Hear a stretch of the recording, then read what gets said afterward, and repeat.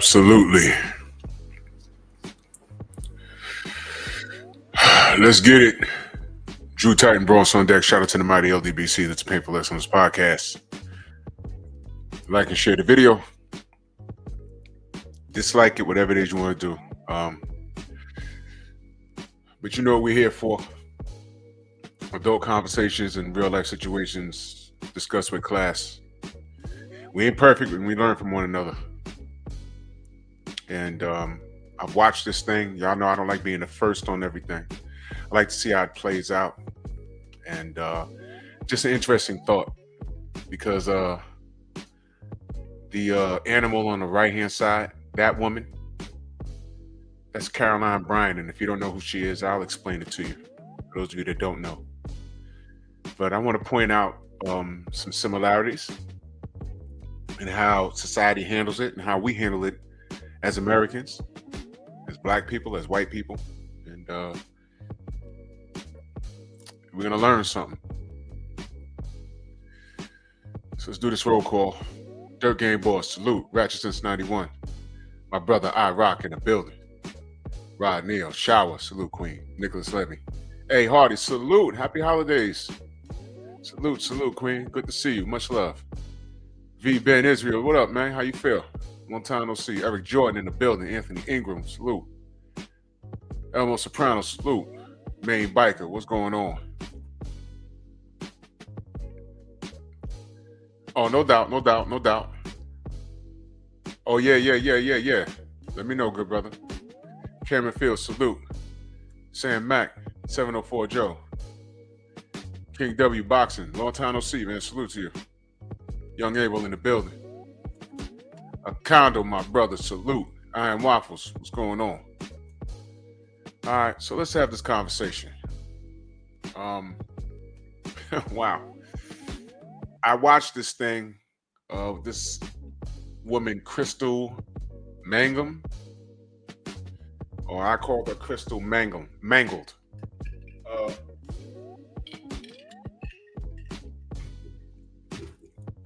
Wow. Salute, Musa, salute, brother. Crystal Mangled. If y'all don't know who she is, if y'all didn't know who she was, there was a situation that happened years ago. Some of y'all weren't born. Some of y'all were young. I was around for all of that. And usually when things happen to us, when I say us, I mean Black people, we take things super serious. Especially when it's a person of color, and when we feel they're being mistreated by white people, because we know going into the to the legal system. Just take a look behind the two pictures. That's what we're up against. That's what we see all the time. That's what we see. White faces, and who's in support of these white faces, who's defending these white faces, are the white faces. So we have the weight of the world on our shoulders, and we really are not confident when we're going into the legal system looking for justice. We're really not. So everything that happens, we tend to take it super serious, especially when it's accusations as such. Now, when I first saw this story 2 decades ago, I was upset, because all I saw was a group of white guys violating the sister. And I forget how it came over the news. Yeah, salute, sis.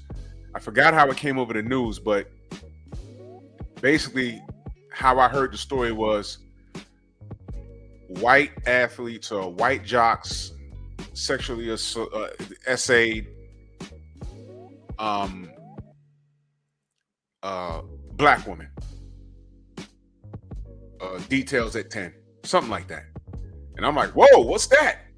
So automatically you begin to think, okay, this Black woman was at a party and things got a little crazy, and but it was instinctive for us to get the support the Black queen. The sisters running around today, some of them, not all of them, that was saying, hey, where y'all protecting us? And I'm gonna go back even further than this. And I know Shower may remember this. I don't know how old a lot of you are. For those of you that are American in the chat, before this woman, 20 years prior to this, we had a situation with a woman named Tawana Brawley. Y'all remember that? Y'all remember Tawana Brawley? Y'all remember that? And what did we find out? She lied. Had us combing the streets looking for some white person that carved KKK in her stomach. And one of the things that law enforcement pointed out, they said, yeah, it's carved in her stomach, but do you know it's written backwards? Meaning, I mean, I laugh about it now, but I was like, wait a minute. Now, I'm a kid when Tawana Brawley happened. And I'm like, she carved it in her stomach backwards. That means she was looking at a reflection and what she was supposed to do was be writing it backwards. So it came out like someone else wrote it. And it came out that she lied. And I remember we was all mad at white people, and she was in the Public Enemy Fight the Power video. I remember all of that stuff. Turns out she lied. I ain't even gonna go through what she did. She jumped in a bag and smeared poop on her. But what we heard was that she was essayed. Soul Power salute. She was essayed by some white folks, and they left her for dead. And Al Sharpton, fat Al Sharpton back then, with the process in his hair, was marching up and down, and we were on a hunt. Turns out she lied, man. She lied. So 2 decades later, around, I'm just rounding it up. You have this situation. And then I'm all mad, and I'm waiting for the story on the news. They had limited details, and we went as it went. And then when you went as a black man, I ain't gonna hold you. When you see, look at those three white men there. When you see them, all you could imagine was them jumping on a black sister. And I got enraged. I said, man, these dudes think they could walk around and do whatever the F they want. Man. And it makes you want to yoke something up. You know what I'm saying? It makes you want to punch something in the face. Like, yo, man, you can't do that. And we thought that they were all going to get off and everything else. Well,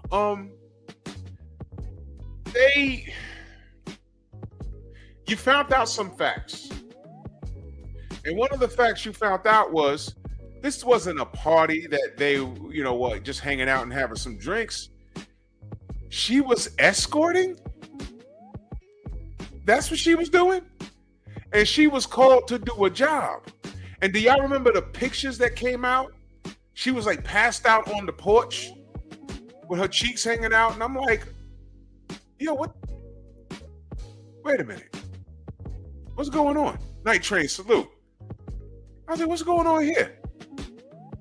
And then when more facts started to come out about this situation, I began to fall back because I kept saying, uh-oh, wait a minute. They were talking about she was intoxicated, and then they invited her to the house, and she was escorting or something like that, and they weren't getting their money worth, and she was with another lady, and when they said, fine, F it, get out of here, she said something to them, you know how people get your white A out of here, whatever, and I think one of these guys said, yo, tell your grandpops thanks for the cotton shirt. So it was roast for roast. Get it? Thanks for the cotton shirt. And I heard she got in the cab and they left. What next do you know, she's claiming she was raped. Now,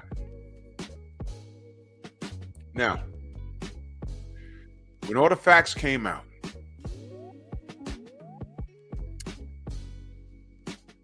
these guys had a reputation. And it kind of ruined them.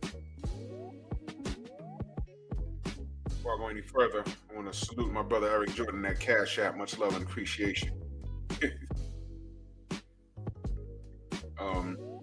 He said, Miguel wanted us to believe all women. Hell to the nah. ¡Ay, Miguel! ¡Miguel! Salute, E. I appreciate that. Yeah, so yeah. So Mr. Shelton, salute. So what I want to do is I'm gonna read some of these articles. Because recently this woman, Crystal Mangum, says she lied about the Duke rape. Back in 2006, she lied about it.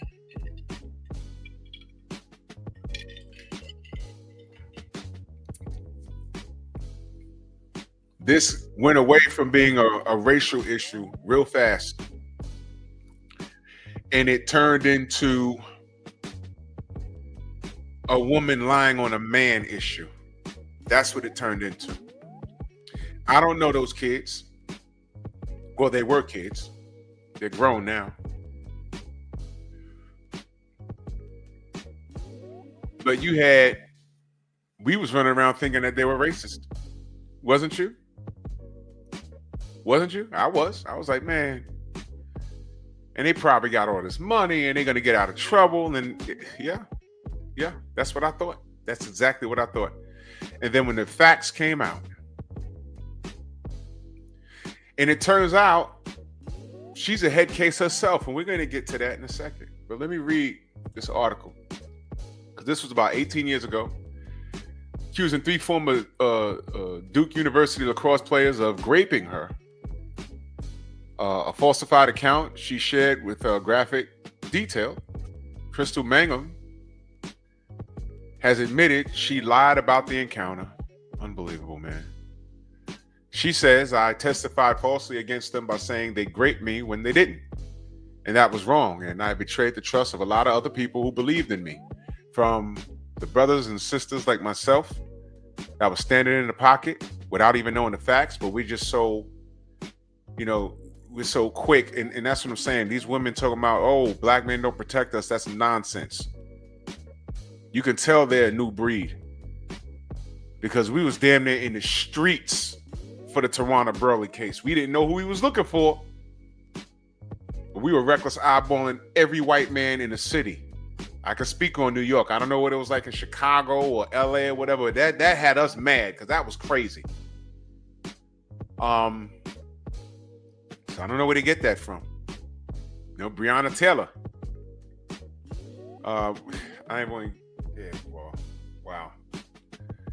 wow. Just wow.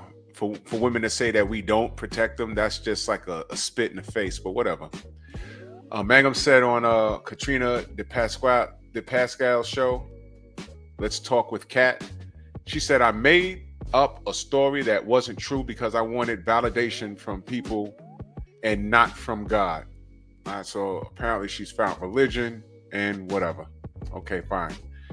They have a timeline of the events. Now listen to this. March 13th of 2006, Mangum is hired as a dancer for a private party held by members of Duke men's lacrosse team. Whoa! What the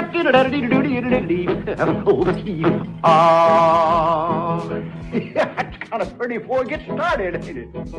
Oh, Froggy when he courting, he did ride Crambo. Froggy when he courting, he did ride Crambo. What? Okay. You want to know why that's interesting? That's interesting. Ern Jordan, salute. Hen Dog, salute. Jeff Spark in the building. Want to know why that's interesting? I'm going to tell you why. Because when we first heard the story, they left that part out for a couple of days. At least I didn't hear it. I don't recall. When I heard the story, they had me thinking, now maybe I missed it. That's a possibility. But I was thinking she was like a student there, or I've gone to colleges where there were parties, but I wasn't a student on campus. I just went to the party, right? I was under the impression she was at the party by invite, went with a friend, or I said, did she attend Duke? All we heard, black woman, essay raped by a Duke lacrosse team. And then the facts started coming out. And I guess they lawyered up and they said, no. It wasn't grape. Nothing happened. And she was hired to come. And I said, what do you mean hired? Dancer. That came out.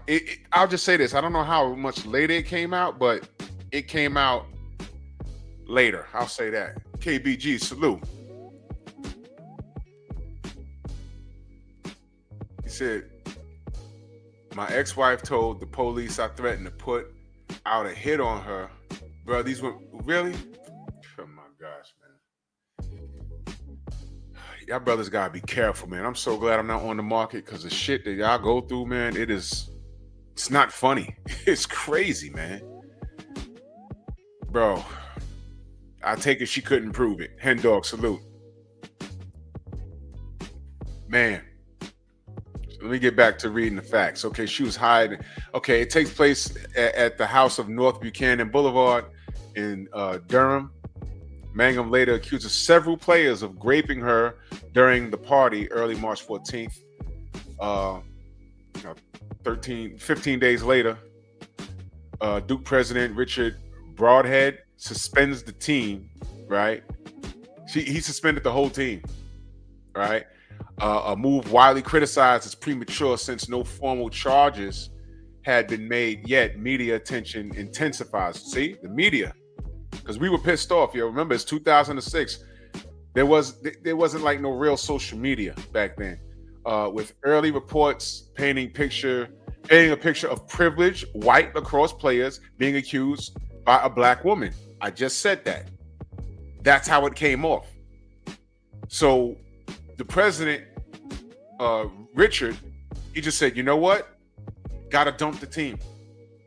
Because this is not looking good. Because, listen, they showed her looking all beat up and hurt. And every time I saw a picture of them, they smiling with those white faces and pretty white teeth. And we're like, yo, why y'all making them heroes? Why y'all looking at me? What? While this is going on, they can't be running around on a lacrosse field. You got to do something. So that's how he acted. Now, people saying it's premature, but I agree with the move because if he did nothing, if he said, yo, let's wait for the facts, let them play, they're going to be like, nah, you got to do something. The case becomes a flashpoint for issues of race, class, and privilege, according to the Washington Post. I remember this. Al Sharpton was in his bag for this. DNA tests on Mangum's body failed to link any of the lacrosse players to the scene, according to a disciplinary order against prosecutor Mike Nefong by North Carolina State Bar. But Nefong insists on moving forward with the case. Skepticism, I always have a problem with that word, about the case begins to mount. So the DNA on Mangum's body failed to link any of the lacrosse players. So basically, they did a DNA swab. They swabbed her up, and nothing.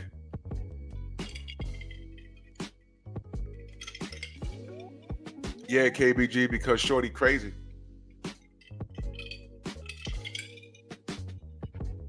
So without no DNA, they went ahead with the case. Now, let me stop right there for a second. BFTB in the building. Salute. Let me stop right there for a second. What does that sound like? Y'all taking too long. The Central Park 5. And you see, this is the part where it gets sketchy. Central Park 5 were tried and convicted, and they didn't touch that woman. They were nowhere near where that happened. And as a matter of fact, the Spanish dude actually met the guy in prison who admitted to beating up that jogger. And he said, whoa, you did that? Yes. And got him to admit it. But see, let's dial it back. That happened in the early 80s or the mid 80s. And you remember the city wanted blood? Donald Trump took out a 2-3 page in I think the New York Post or whatever, calling for the death penalty. Now today we're saying all they had to do was swab her up and check for DNA. And boom, you got him. No. The NYPD, they made those kids guilty. They were kids back then. They made them guilty. And all you had to do was do the DNA. They went into the evidence bag, took the DNA, and it matched it up with the dude that they already had locked up. They said, oh yeah, he did do it. Meanwhile, these cats lost 20 years of their life. So you got to understand, when black people see cases like this, number one, we get emotional. And number two, we always have that place in our mind, well, you know what? So what if those white folk ain't do it? Punish them anyway. Trust me. A lot of us thought like that. I used to think like that. Trust me. Used to. Who here weren't sure? I don't know how old y'all are, but who here weren't too sure whether OJ did it or not, but just wanted to see him get off? It's okay. Admit it. You know why? Because how many black men have been locked up unjustly, just locked up? You know they didn't do it. Yo,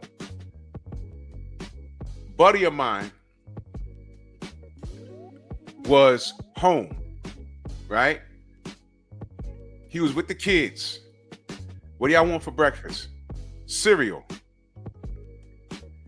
Leaves the house, makes a left, walks to the corner. The store is 2 blocks up. Police come, jump out on him, get on the gate. Oh, and he looks. Cop has an old woman in the back seat. Is that him? She looks. She said, yes. Get your hands behind your back. What? You just robbed her. I just left the crib. I woke up. I've been watching TV for the last hour. The kids are up. I asked them what they want for breakfast. They said cereal. I just threw on my shit. He was in his slippers, I think. And he said, I walked to the corner, made a left, and y'all hopping out on me. If he had waited another maybe 10 minutes, cops wouldn't even seen him. But the ladies in the back seat and said, yeah, that's him. But he says, you locking me up. My kids. The oldest one is like 8 years old. But they're in the house. What am I going to do? Mom's not home. Oh, you got kids? They had to go get the kids and they had to call his dad. The dad, what happened? I don't know.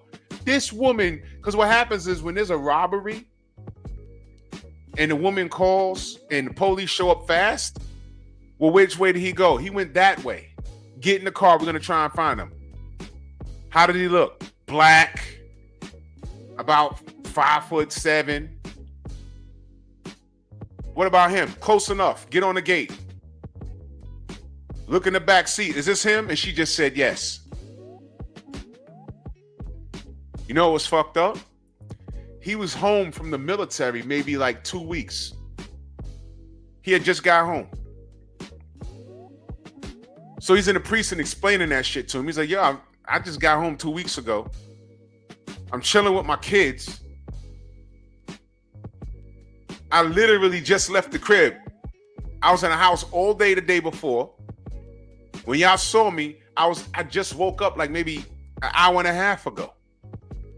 The kids got up. There was nothing in the house for breakfast. I was walking to the store to get some cereal, and y'all arrest me. And he had to go through all of this rigmarole, jammed him up for like 2 days.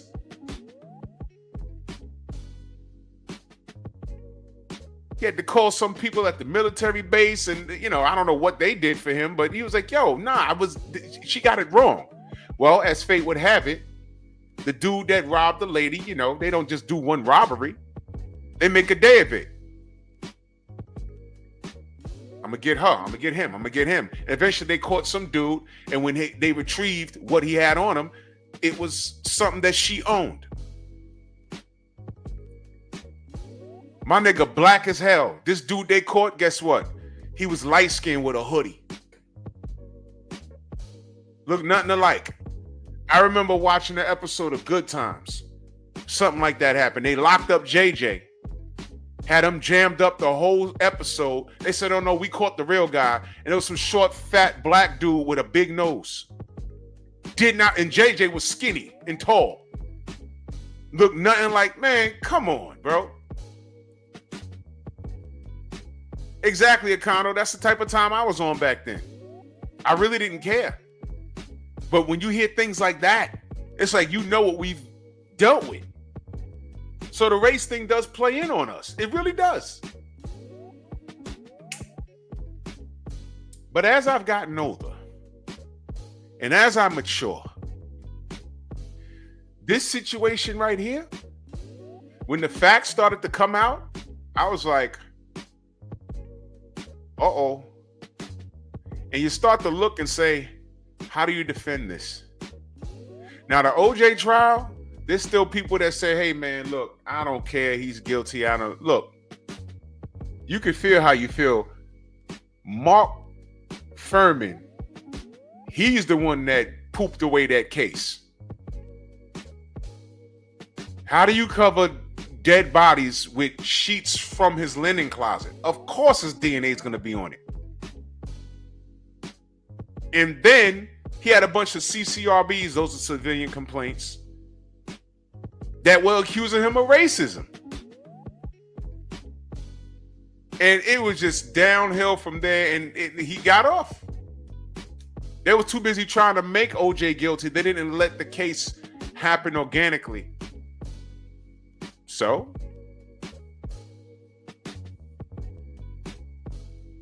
until this day, there's people that could agree to disagree. But back then, I was like, F that. I want OJ to get off. Because I know what time it is.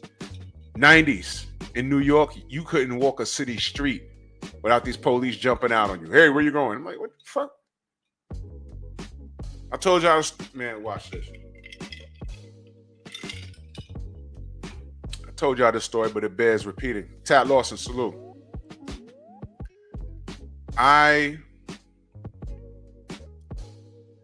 was at my girl's house, and she lived on Sheridan Avenue, a block over from the Grand Concourse. If you know, you know. I legitimately took the train to her crib. I got to her crib like 11 in the morning. Her mom and her mom's boyfriend were like away for the weekend. J-Man, what up? Village brother, what up? So, I come through. And y'all know what it is. Went over there.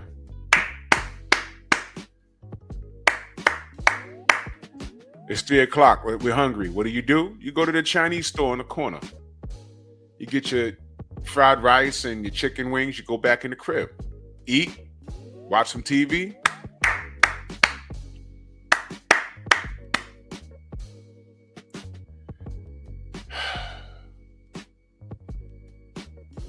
So now it's a little after midnight. I was literally there all day. Take a shower, get dressed, I leave. I walk out her building.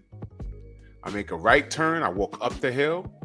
The train was literally on the same block. I'm walking to the D train, right? Some cops jump out. Joe, what up, Joe? Get on the wall. I'm like, all right. So I'm on the wall. And they asking me a bunch of questions. 2 cops in my ear. And I'm like, hold on. Woke, what up? I'm like, hold on. One at a time, I can't hear you. What do you need? Where you going? Home. Where do you live? I told him where I live. Oh, you a little far from home. Yeah, that's why I'm walking to the train. It's not a crime to be far from your crib. What are you doing here? I was at my girl's house. Where'd your girl live? Around the corner, building blah, blah, blah, blah. So if we go there and knock on the door, she gonna say you was there? Yeah. I'm like, what are y'all doing? What are y'all doing? What you got in your pockets? I just told you. A wallet, a bag of tokens. There were no Metro cards back then. This is like 95, y'all. A wallet, a bag of tokens, and my house keys. I said, he was like, yeah, you know, I said, yo, what do you guys, I mean, come on. What's going on, man? Shaquilla, salute. She was like, he was like, yo, yeah, you know, because someone said they saw you and it looks suspicious. I said, ain't no one saw me. And he was, and that's what got me mad. I said, nobody saw me. He said, no, they said, you know, there was a guy walking around looking, you know, someone said they saw you. And I said, no. That's a lie, bro. Last time I was outside, the sun was up. That was about 3 o'clock. And I went to the Chinese restaurant down the street, man. Ain't no one saw me, man. Whoa, calm down. I said, man, stop, man. I said, you're lying now. You're lying. And that's why people don't like people like you, cops like you. Yeah, all right, go ahead. I said, yeah, all right, fine. Walk to the train, downstairs, waiting for the train. Here come 2 other cops. Hey, man, where you going?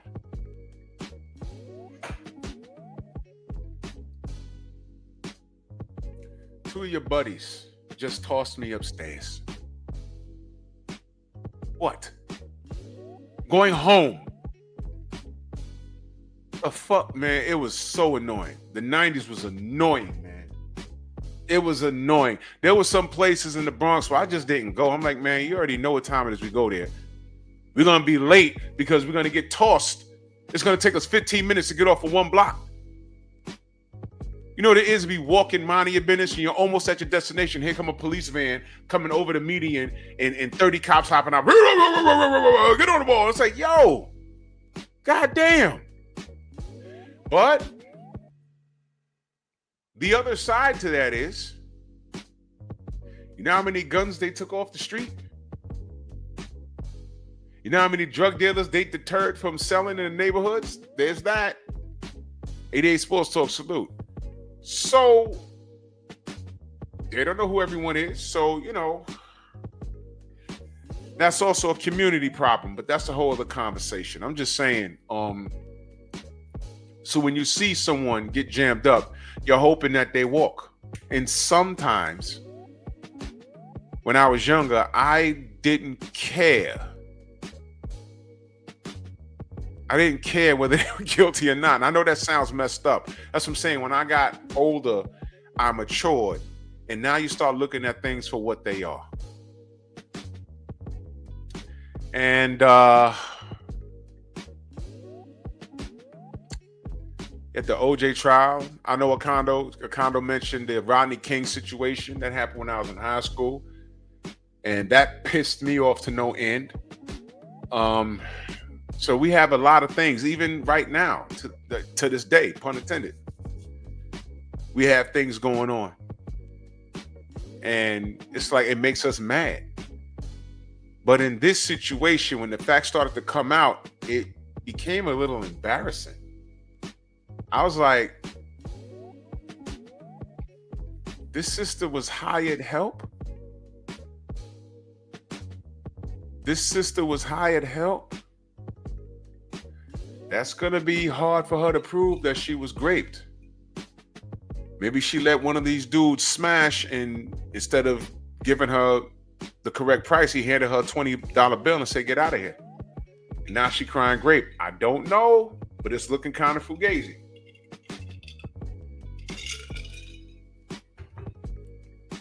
So let's go back to what was said. Because they said the DNA on the body failed to link any of the lacrosse players to her. So a month later, Nifong, the prosecutor, formally charges Seligman and Finnerty with rape, according to the disciplinary order. The charges were they are based largely on Mangum's testimony, as forensic evidence was either inconclusive or absent. So there was no forensic evidence, no DNA linking to them, but they were still being charged. Hey, they were treating these white kids like they were black.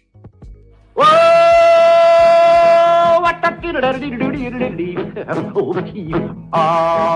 What? Or were they? No. they were treating them like who? Men. How the hell would any of you feel if that happened to you? Shorty said, Gnarly, what up? Shorty said, yo, Condo, he graped me. You're like, nah. We was at a party, we sat next to each other on the couch. She offered me some top. I said no. And then she tried to roast me and I got the better of her. And she stormed out the party. Next thing you know, the cops is at my door. Well, something happened to her. She went to the emergency room and she had some DNA on her. Yeah, well, she was blowing dudes all day. But I'm not one of them. Well, we got to swab. We swabbed her up and we got to swab you up. If your DNA is anywhere near it with the rest of these dudes, you're going down with the rest of them. And then the DNA comes back and says, well, Condo, none of his DNA was anywhere. In any crack under her fingernails, in her mouth, nothing. Snoop, what up? And they're saying, yeah, but you know what, though? We're still going to charge him. Now, at first instance, you're saying, well, damn, it's because I'm black. Well, what if the woman accusing you is black? It's not that. The cross players were being treated like men. Got to remember, man, this system is not for us, not for men. I just watched, because you know they got these court hearings on Zoom that's all over YouTube. Oh, my God. Oh, my God. Y'all seen the child support cases? Dudes are getting drained. They're getting drained. It's not for us. So this shaped up to be not a racial. In fact, they were being punished because they were white. Now, again, when we first saw the case, we was like, nah. They jumped on that sister. I know they did. And then when the facts started coming out, he was like, no DNA on her. Are you sure? Now, some cats was like, get him anyway, because of the history of black men on trial in this country. I understand. But again, as you get older and you mature a little, this was not a race thing. They were kicking those boys' ass because they were men. Believe all women. It's been around for a long time. It's been around for a long time. And that's why I look and I laugh when these sisters say, black men don't protect us. Bitch. Crystal Mangum, Tawana Brawley. There's a whole bunch of women in between that have lied on dudes.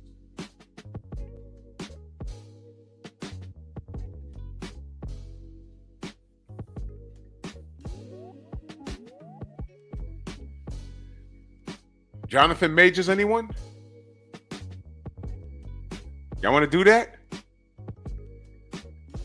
And before all of that, I did a whole live on my boxing channel one morning because I was so pissed off. They cut that man down because he got strong black features. They were cutting him down. And I said, man, how dare y'all sisters? It don't get no more high value than that. I think he's about 6 feet tall. He has a six-pack. He makes beyond 6 figures. And y'all talking about his nappy hair and wide nose? And then got mad when he was dating a white chick. And when that white woman lied on him, it was the sisters that said, good for you. You see what we're dealing with here? So now that I've reminded y'all of that, think back to what this Crystal Mangum shit is. And I'm like, wow, look at that. We had the black woman's back when these white dudes allegedly did that to her, and she lied. And she admitted that she lied. Were there any white women saying that's what they get for hiring, not even dating her? They hired her to strip.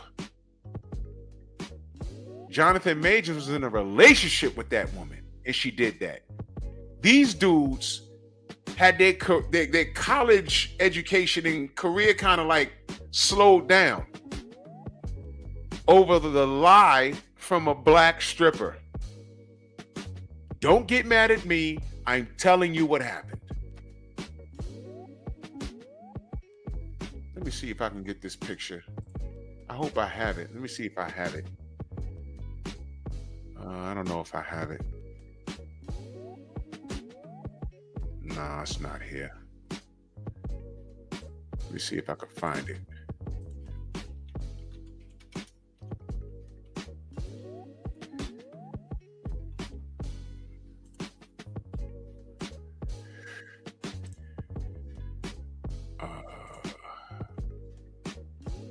Here we go. Yeah.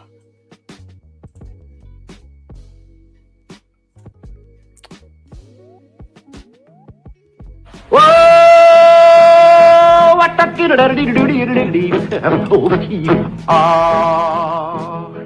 that's kind of pretty before it gets started, ain't it?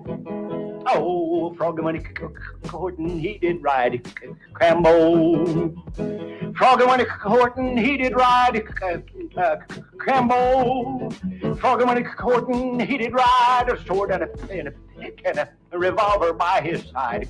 Crambo. Don't! Yeah, buddy.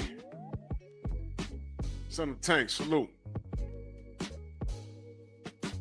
So when you peel back the layers, you realize, okay, man, like I don't know those kids, but it was triggering.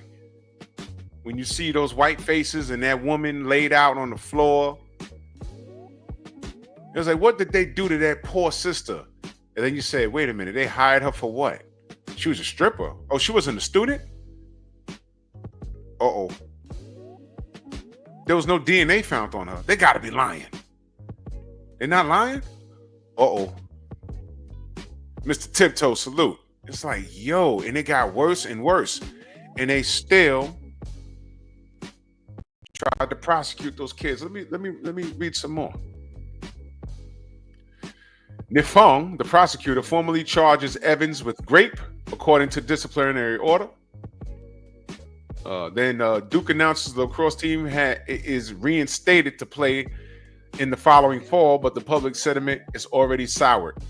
Because people are like, no, they're charging. Never mind, no DNA was linked to them. Never mind the fact that this woman had it. Okay, all right. Just because you're an exotic dancer or a stripper doesn't mean you deserve to be sexually essayed, right? I'm not saying that. I'm saying that they're not factoring in the facts. In the meantime, they're goofing these kids up. Nifong is accused of withholding evidence and making misleading statements to the press, leading to an investigation by the state bar, according to the disciplinary order. All right, we're in December now. So in April of 2007, Roy Cooper, then the state's attorney general and now its governor, announces there is insufficient evidence to proceed with any of the charges. In a statement shared by Duke Athletics, the charges are dropped. It says, we believe that these cases were the result of a tragic rush to accuse and a failure to verify serious allegations, Cooper said. Based on the significant inconsistencies between the evidence and the various accounts given by the accusing witness, we believe these three individuals are innocent of these charges. In June, Nifong loses his law license following disciplinary hearings about his handling of the case, including accusations of athletic misconduct and withholding evidence. His disbarment is finalized by the state bar in July, according to the disciplinary order. Good. That mofo, I rock salute. That mofo lost his license. He was so thirsty, he lost the license. When they found that there was no DNA, what he was supposed to do is withdraw from the case. He wanted to make those kids guilty, and he had the backing of the black community, but when the evidence started to show its face, a lot of people backed off. But he tried to smash the gas, and they took his law license. I would love to know what he's doing now. I'll Google him some other time. Yeah. 3 days later, Duke announces that it has settled with the 3 lacrosse players, agreeing to pay a confidential settlement. So they had to pay those kids, man. It's impossible to fully describe what we, our families and team have endured. As we said from day one, we are innocent. Evans, Finnerty, and Seligman, those are the 3 guys, said in a statement. But it took 394 days and the intervention of North Carolina Attorney General before our innocence was formally declared. October 2007, the 3 players filed a civil suit against the city of Durham. Yeah, Nifong and other individuals, according to court documents. Durham later settles the lawsuit in part of a one-time grant of $50,000 to North Carolina Innocence Inquiry Commission. April 3rd of 2011. Now listen to this. April 3rd, 2011. Mangum, the woman who lied, is charged with stabbing her boyfriend, leading to a lengthy criminal trial, and is convicted of second-degree murder in 2013. What?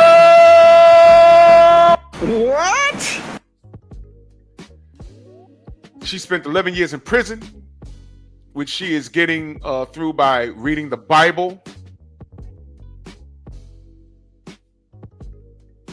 One second. Let me put this up there so when I finish reading this.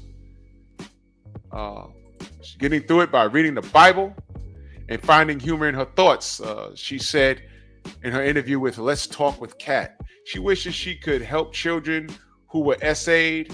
She told De Pascal, whatever her name is, when asked if she could describe her experience in prison, in one word, she says, growth.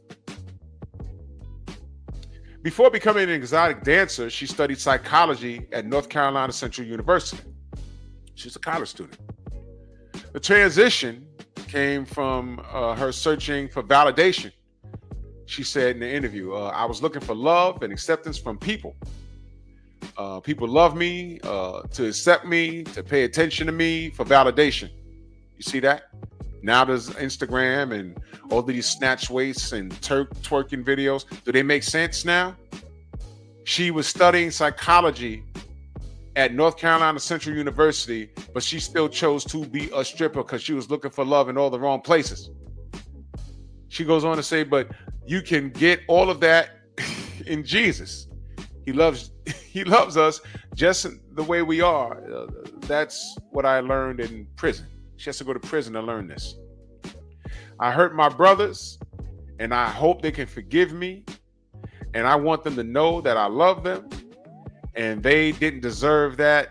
And I hope they can forgive me. I hope they can heal.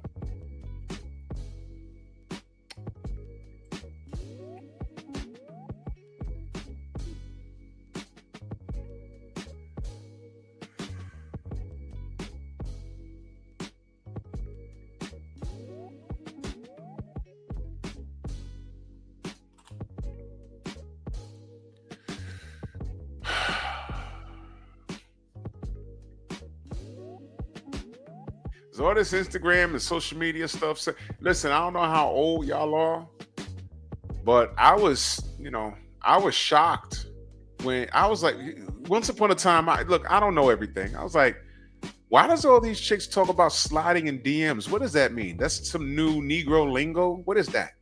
But then I heard white women saying that. I'm like, what are these women talking about? Is that what they talking about sliding DMs? That's a new way of saying, oh, I was at the club and tried to holler. No. She was literally sitting at home and she got a notification, and there's something called Messenger. I said, ain't that thing on Facebook? They said, yeah, and on Instagram it's something called DMs. You can instant message somebody. You can actually call people over that. And I said, stranger danger, man. That's like, why would you answer? I don't answer telemarketing calls. I don't open up emails from people I don't know. I don't answer the door when people show up unannounced. Why are you answering the phone? Why are you trying to get at people? And it's like, yeah, but you could look at their profile. Yeah, you could put any picture on the profile. That shouldn't even be an issue. But apparently it is. So sliding in the DM, unbelievable. But these women walk around with their butts out and then act like dudes sliding in their DMs is annoying. You know what this was? Back in the day, and I know Shower will understand what I'm about to say. I know a few of y'all that are around my age. Definitely Night Train. Going to the club back in the day. As a man, I'm on the prowl and I'm looking.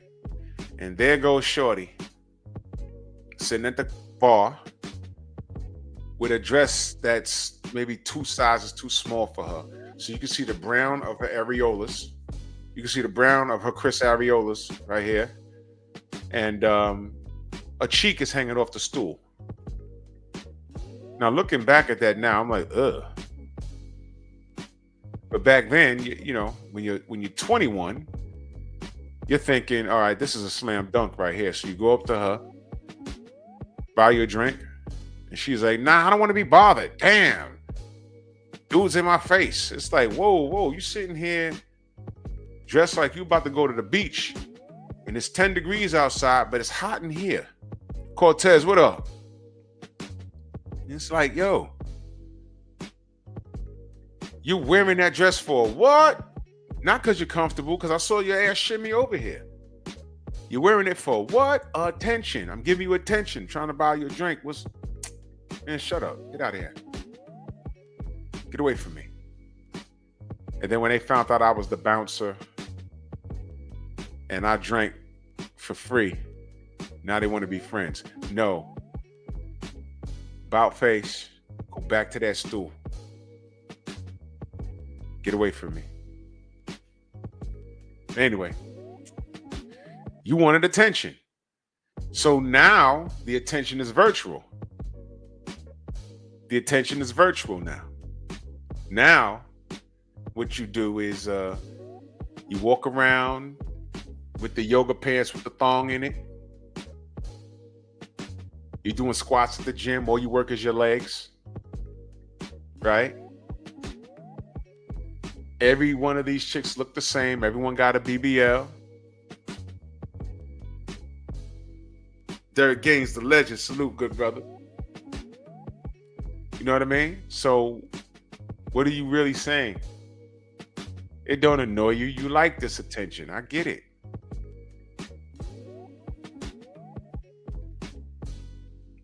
But these sisters, and that's another thing, they get flown. What happens when, you go on their social media or, these TikToks pop up. Yo, this dude did this and he's like this and he's like that. And you look at her TikTok page or the rest of her social media, and 98% of her videos or her pictures is her with her booty out or showing her boobs.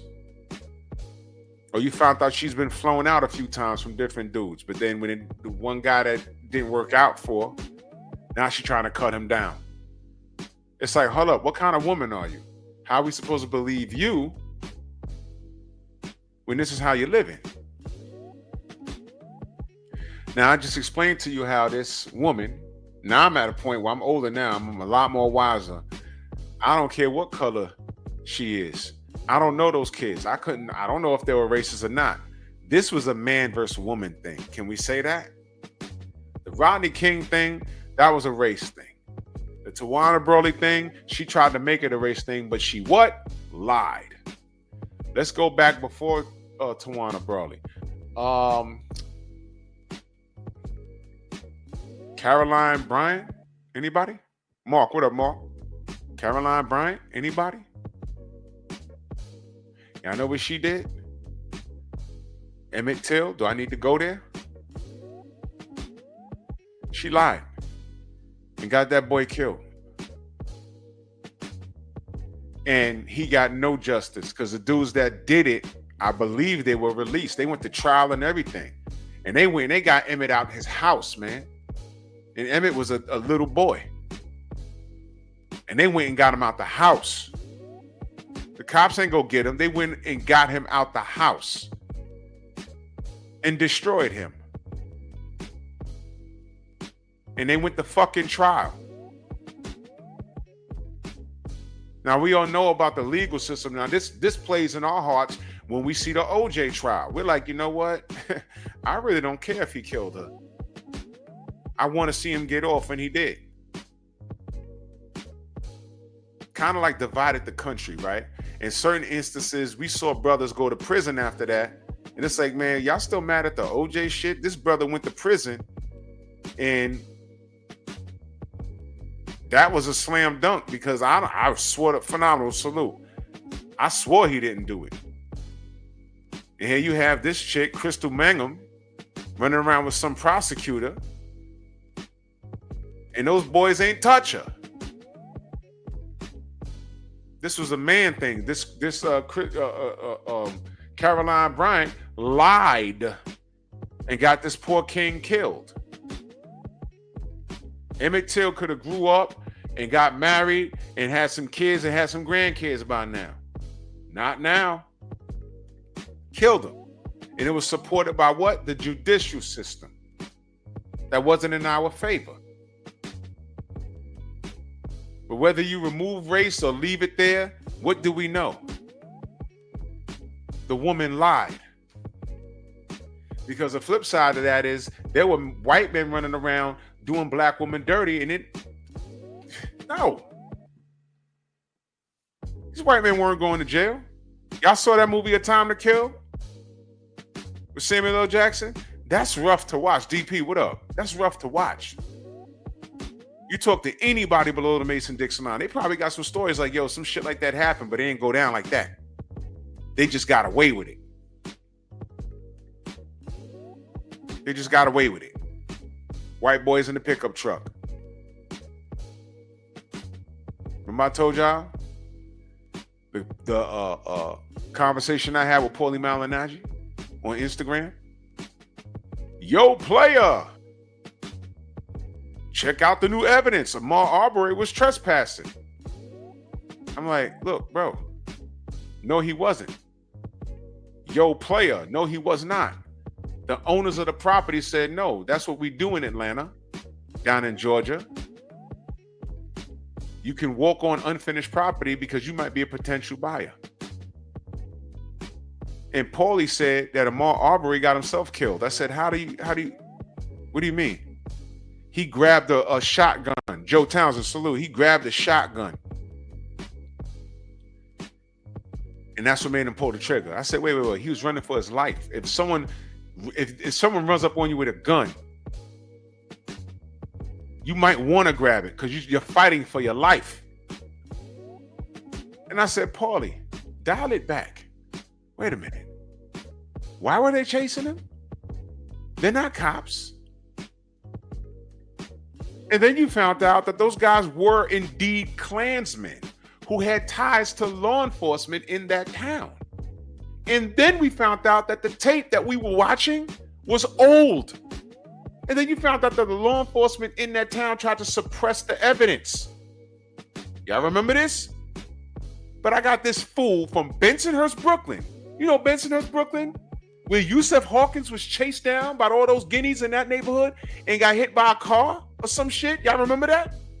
That happened right there in Bensonhurst, Brooklyn. And you're on here talking to me.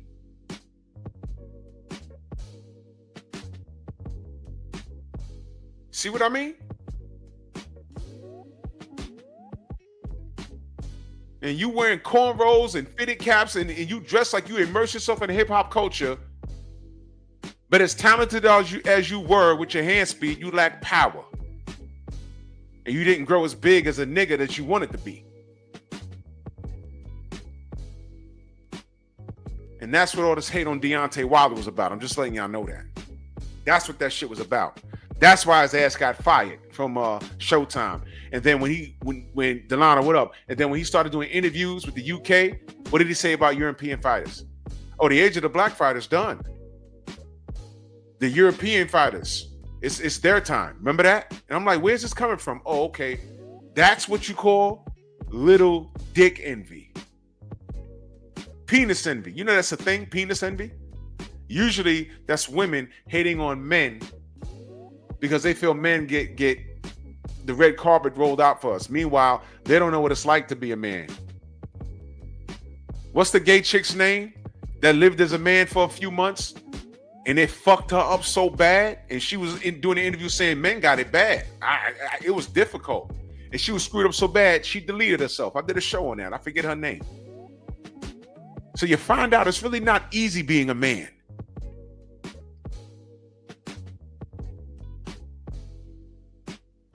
Women, I don't care how you look. Y'all can get your cheeks clapped at any time. It's not like that with us. It's really not. I struck out more than I landed the airplane. Trust me. I've taken striking out as an art form. You have to learn. You don't know these things. In the 90s, they weren't tossing girls. It was all teenagers and young men. Teenage boys and young men. They weren't tossing the girls. I've been walking in groups where it was mixed company. They toss all the boys. They put us all on the wall, and all the girls would be standing there waiting for them to finish. Nara Vincent, thank you, the legend. Her, she deleted herself. I did a show on it. She didn't even live as a man for a full year. And I'm like, wow. You live as a man, you kill yourself. This is every day for us. What the fuck are you really? You couldn't take it?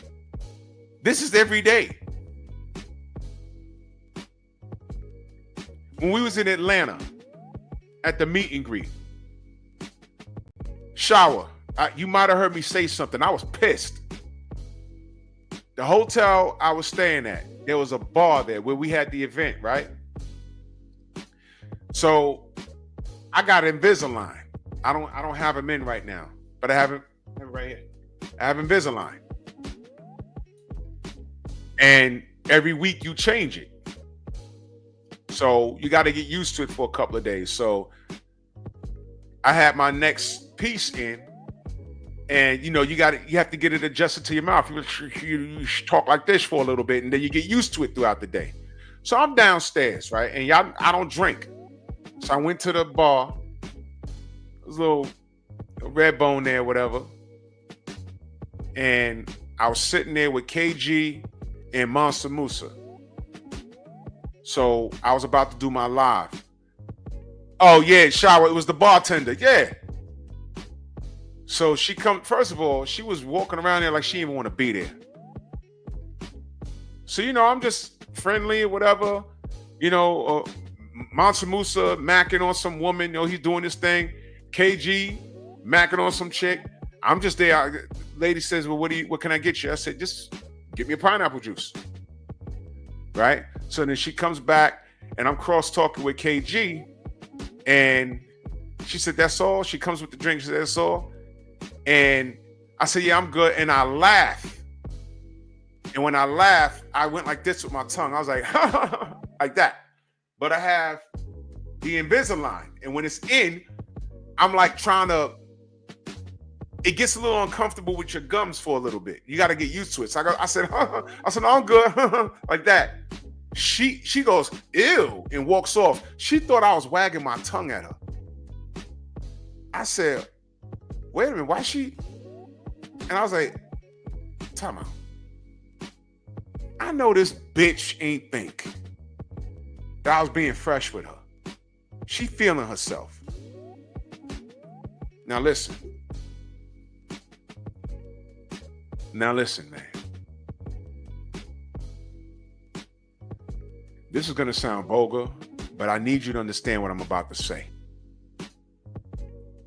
And I had to like count backwards because I didn't want to, because what I wanted to say to her, she'd have had to go home sick because I'd have made her cry. I was going to whoa. I get mad thinking about it. I said, 10-987-654-321. Okay, let me bring it back. I went up to her with my drink. I said, excuse me. And I pointed at her. Jerome, what up? I said, excuse me. Can I talk to you for a minute? And she walks up and looks at me like, I said, I got Invisalign in my mouth. You do know I wasn't wagging my tongue at you. And I looked her right in the face. And she said, no, I didn't. I said, oh, okay. I just want to make sure. I don't do shit like that. And I know that's what it was. I wanted to see if she stood on it.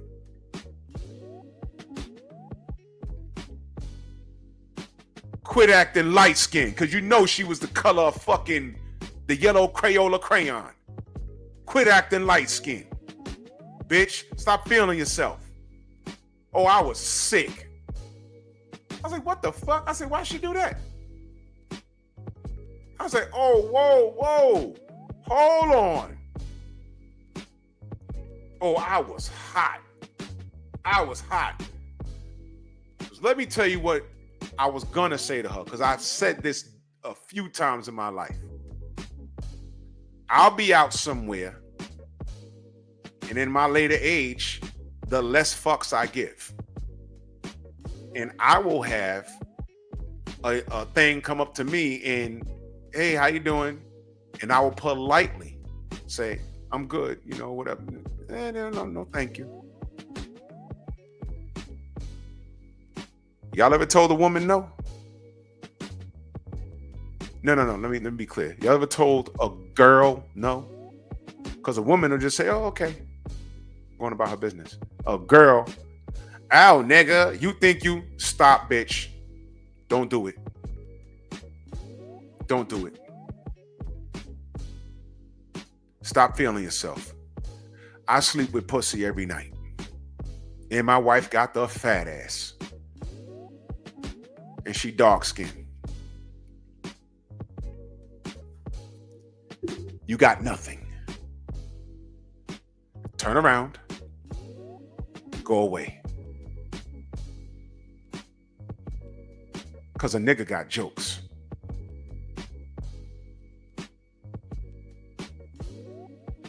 Yeah, I am that arrogant.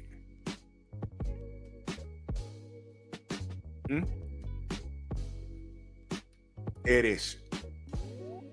Stop feeling yourself. And I get annoyed.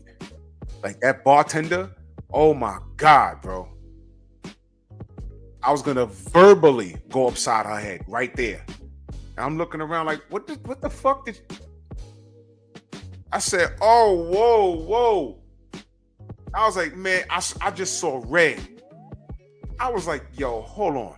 I know, yo, listen, there's nothing worse than a chick feeling herself. You want to dance? Nah, I'm okay. The fuck's wrong with you? Bitch, the secret is you don't have it on. What you mean? You're fucking deodorant. Because I smell you. There, I said it. You stink. Go away. Arm and I salute. Go away, bitch. Leave me alone. I was polite a second ago. I'm not going to tell you no more than once. Because I'm at that age where my patience is thin and I don't want to be bothered. For fuck's sake. Get out of here. I'm that nigga, yes. Oh, you so arrogant. Yes. Look at me. Fuck yeah, I'm arrogant. You want to name me something? I'll own it. I'm arrogant, you're ugly. Now what? Now what you gonna do? I lift weights and eat right to look the way I look. You take $4,000 and go to the Dominican Republic and hope for the best. And you fly back to the United States with you in doggy style. Looking stupid. Blue collar guy, salute.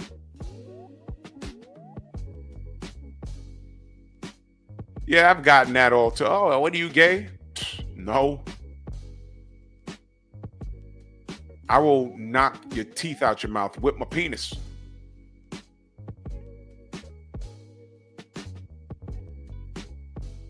But if I laid up with you, you'd probably think so. Because, bitch, you got a mustache. I'll find something wrong with you. Trust me. I'll find something wrong with you. Your hair, your eyelashes, your cheekbones, your teeth. I will find something wrong with you. I'll find some shit on you that you didn't even know was there.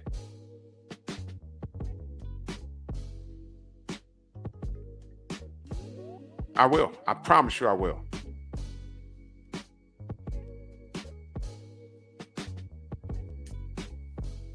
This bitch had a birthmark on her bicep that looked like Mexico. I was like, what's that on your armpit?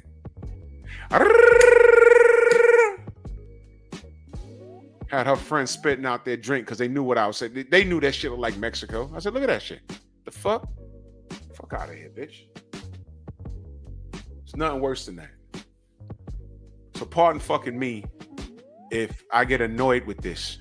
Because what happened to these lacrosse dudes, I don't know them to say they racist. They could be saying nigga right now. That situation could have made them like, yo, you know what? They told us to watch it about these black chicks. They told us, and I guess they were right. That shit could have made them racist.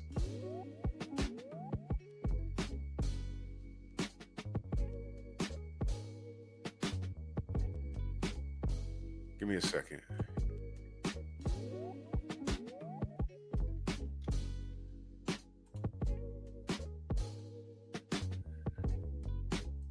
All right, I rock. I sent it.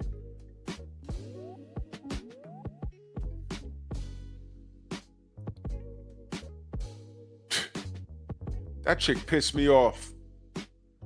That chick pissed me off. Oh man, I ain't get her like I wanted to get her, but she saw my face. She saw my face. I was up on her. I was like, yo, what the fuck? I said, you see my face? I said, I got Invisalign. I said, you know I wasn't trying to be fresh with you, right? And she was like, no. I said, no. I want to make sure. I don't do shit like that. Because the way she walked off, she was like, ew, and then walked off. What the fuck? What? Fuck your tip. I took my fucking $6 for a goddamn pineapple juice this big, and I left a $3 tip there too? I took that shit right back. I said, get out of here, bitch. And then when we had the food in the back, it was crazy because then she came to the back and saw us there. She saw me and my brother Avery Black doing push-ups. And she stood there and watched, and then she left. And then when Deontay pulled up, Bomb Squad, we was outside chilling. And she went outside and looked around. Yeah, bitch, we rock stars out here. That's how we do. Bitch. Oh, I was pissed, man. I was pissed. You ain't even my cup of tea. Don't even do it. Dummy. Stupid. Oh, I was pissed off, man. I was pissed. I had to I was hot for like about an hour. Walking around, my fist balled up. I was like, yo, what the oh, man. You let her tell it. Oh, this nigga was wagging his tongue at me. No.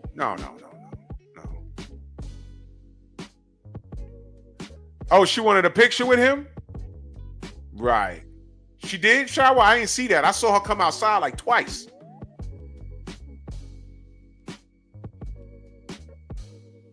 You know what, Shower? If she walked over there, I'd have had my back turned to her and I'd just blocked her. I went like this.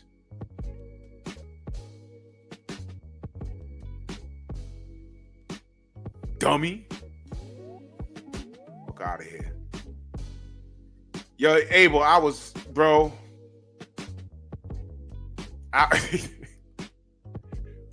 tight, bro. I was tight. Sometimes I OD. I ain't gonna hold you, but I was pissed off, man. I was pissed off. But I said that to say this. If you let that hoe tell it, because I know she's a bartender and her friends probably ask her what kind of day she has. And, I guess she a little, she wasn't ugly. Not my cup of tea, though. It's Team Dark Skin if you're wondering, but whatever. I'm sure dudes do go in there and try and holler at her. Just not me. I ain't on that.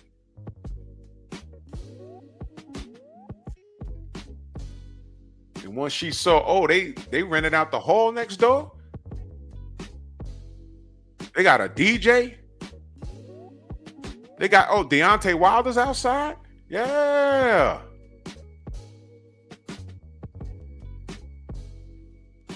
And he's staying upstairs. Yep. Now that tongue wagging that she thought she saw, maybe it looked a little different. Hey, maybe if she was cool with me. Hey, what y'all doing here? Oh, you're a boxing group? Oh, yeah, that's great. And then maybe if she came outside and I saw her, I'd be like, yo, come over here, sis. Deontay Wilder. But Shower, you know why she didn't go over there? Because the whole time D was outside, where was I?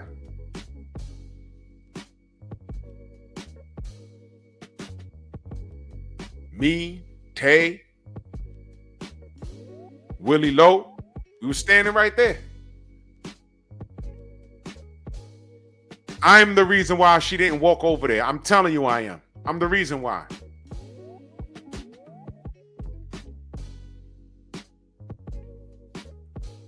I ain't got D's number like that, but that's like the fourth time we've seen each other. You come right up to me, yo, what up, Drew?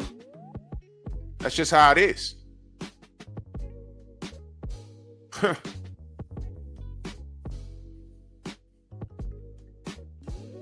Standing right outside, we all kicking it as a group like we old friends. She want to come outside. Can I get a picture? She saw me there, was like, I'd better not. Because I promise you I'd have blocked her. I'd have turned it to security. Whoa! What are you doing? What are you doing? Go get my pineapple juice. Then maybe you can get next to the champ. Stupid. She walked her ass right back to work. That's what she did. What she did was, when we was done eating up all the food, she picked up the trays and brought it to the kitchen. That's what she did. Do your job, bitch. Oh, man, I was so tight. I was tight. It's nothing worse than a chick feeling herself. So that's what the stream is about. Believe all women? She probably could have went back and lied about me. She probably did change up the story. This nigga was wagging his tongue at me. No, I was not. I have a short fuse for these women, bro. I got a short fuse. I really do. I really do. Because I'm not on that. I'm not on that.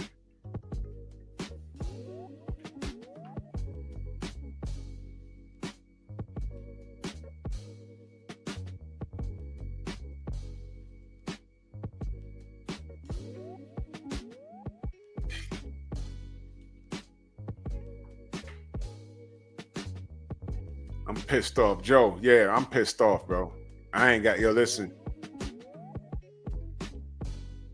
Leave me alone. I'm telling you, for real. Leave me alone. Come in peace. I will cut a chick up, and you know chicks can't take it. You start roasting a chick, she be wanting to fight. Like, don't come near me. Don't come near me. My stiff arms, my NFL stiff arms are like punches. Get away from me.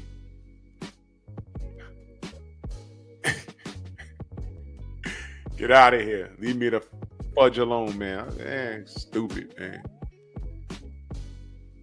I'm the shit.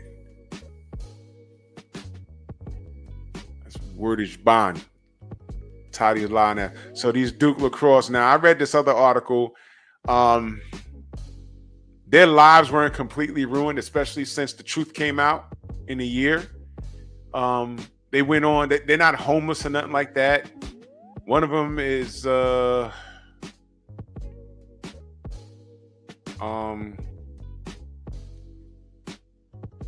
work at like a firm somewhere. Look, they're doing well. They're doing very well. They're fine. But that was the worst year of their life over a woman lying. Now that we know the facts, fuck race.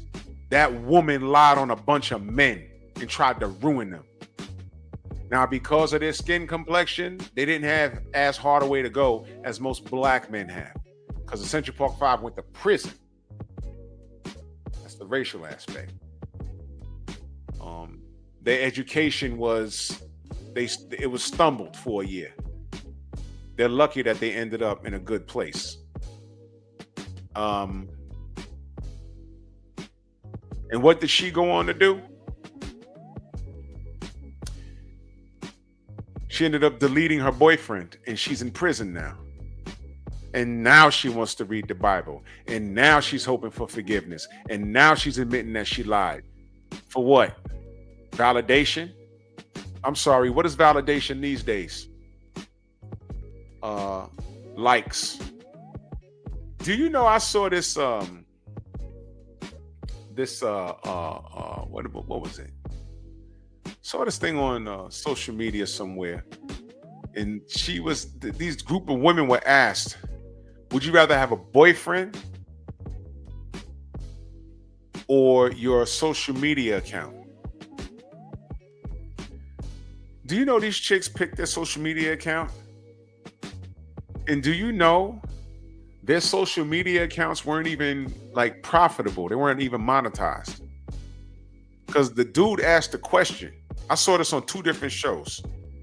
Dude said, okay, well, how much money are you making on your social media? She's like, oh, no, I'm not. So he says, well, are you on OnlyFans? Or he's like, no. So you don't make any money on social media? No. So I don't understand. Your social media is what? They bought a bunch of followers. They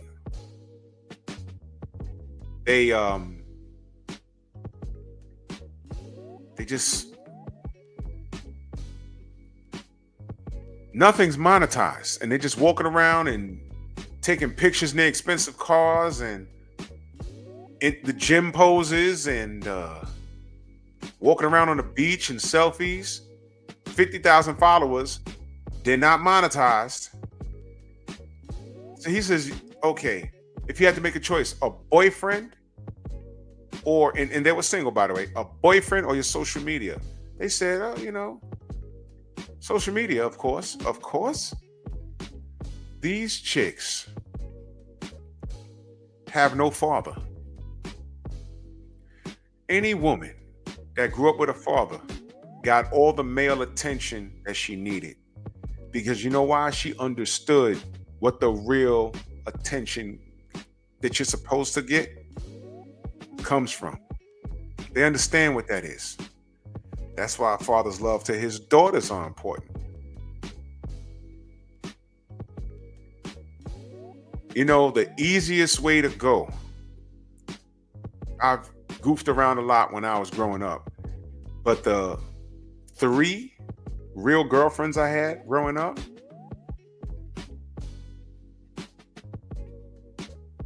you know why they were my long-term girlfriends? They didn't behave like the other girls did. You know why? They had a father in their life, uncles, grandfathers, brothers. They had a lot of male influence. So they had their moments because, we were all young, but it was a different kind of moment as opposed to, what the other girls who single mom raised had. You know what I mean? It was just like crazy.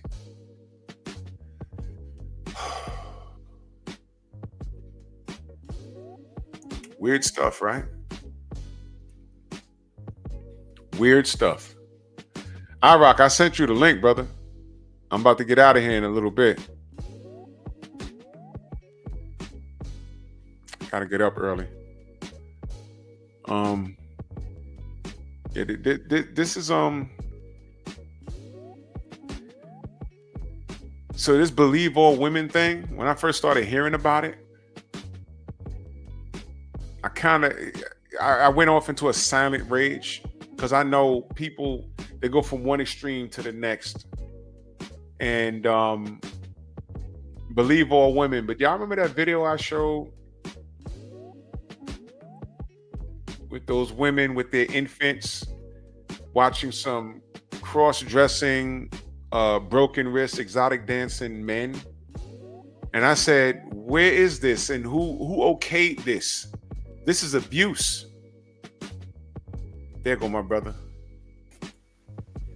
Yo, what's good? What's good with you? I'm saying? Chilling, brother. We got about a good 10 minutes. You know what I'm saying? I gotta get up early, but I had to get on here and let you cook, man. What's good, brother? It's all love. You know what I'm saying, man? I'm about 45, 50 pounds lighter. I'm sure you can see all in here. You know what I'm saying? Yeah. What's good? Hold on, let me read the super chat real quick, man. All right, go ahead. You good? Hey, Luke, brother. He says, "This is why I'm so involved in my baby girl's life. She won't be a single mother, a divorcee, nor will she disrespect good men." Exactly. And half of the work is done because every girl that you raise, when they get older, they're gonna subliminally compare who's trying to court them to you. Mm-hmm. And if that boy don't match up to you, she is not going to deal with him. She ain't going to want it from him. You know why? Because she gets it all from who? You. You can teach her how to be independent so she can be self-sufficient, but also teach her that, you don't undermine the man. And if that man is courting you, he has to measure up to who? Daddy.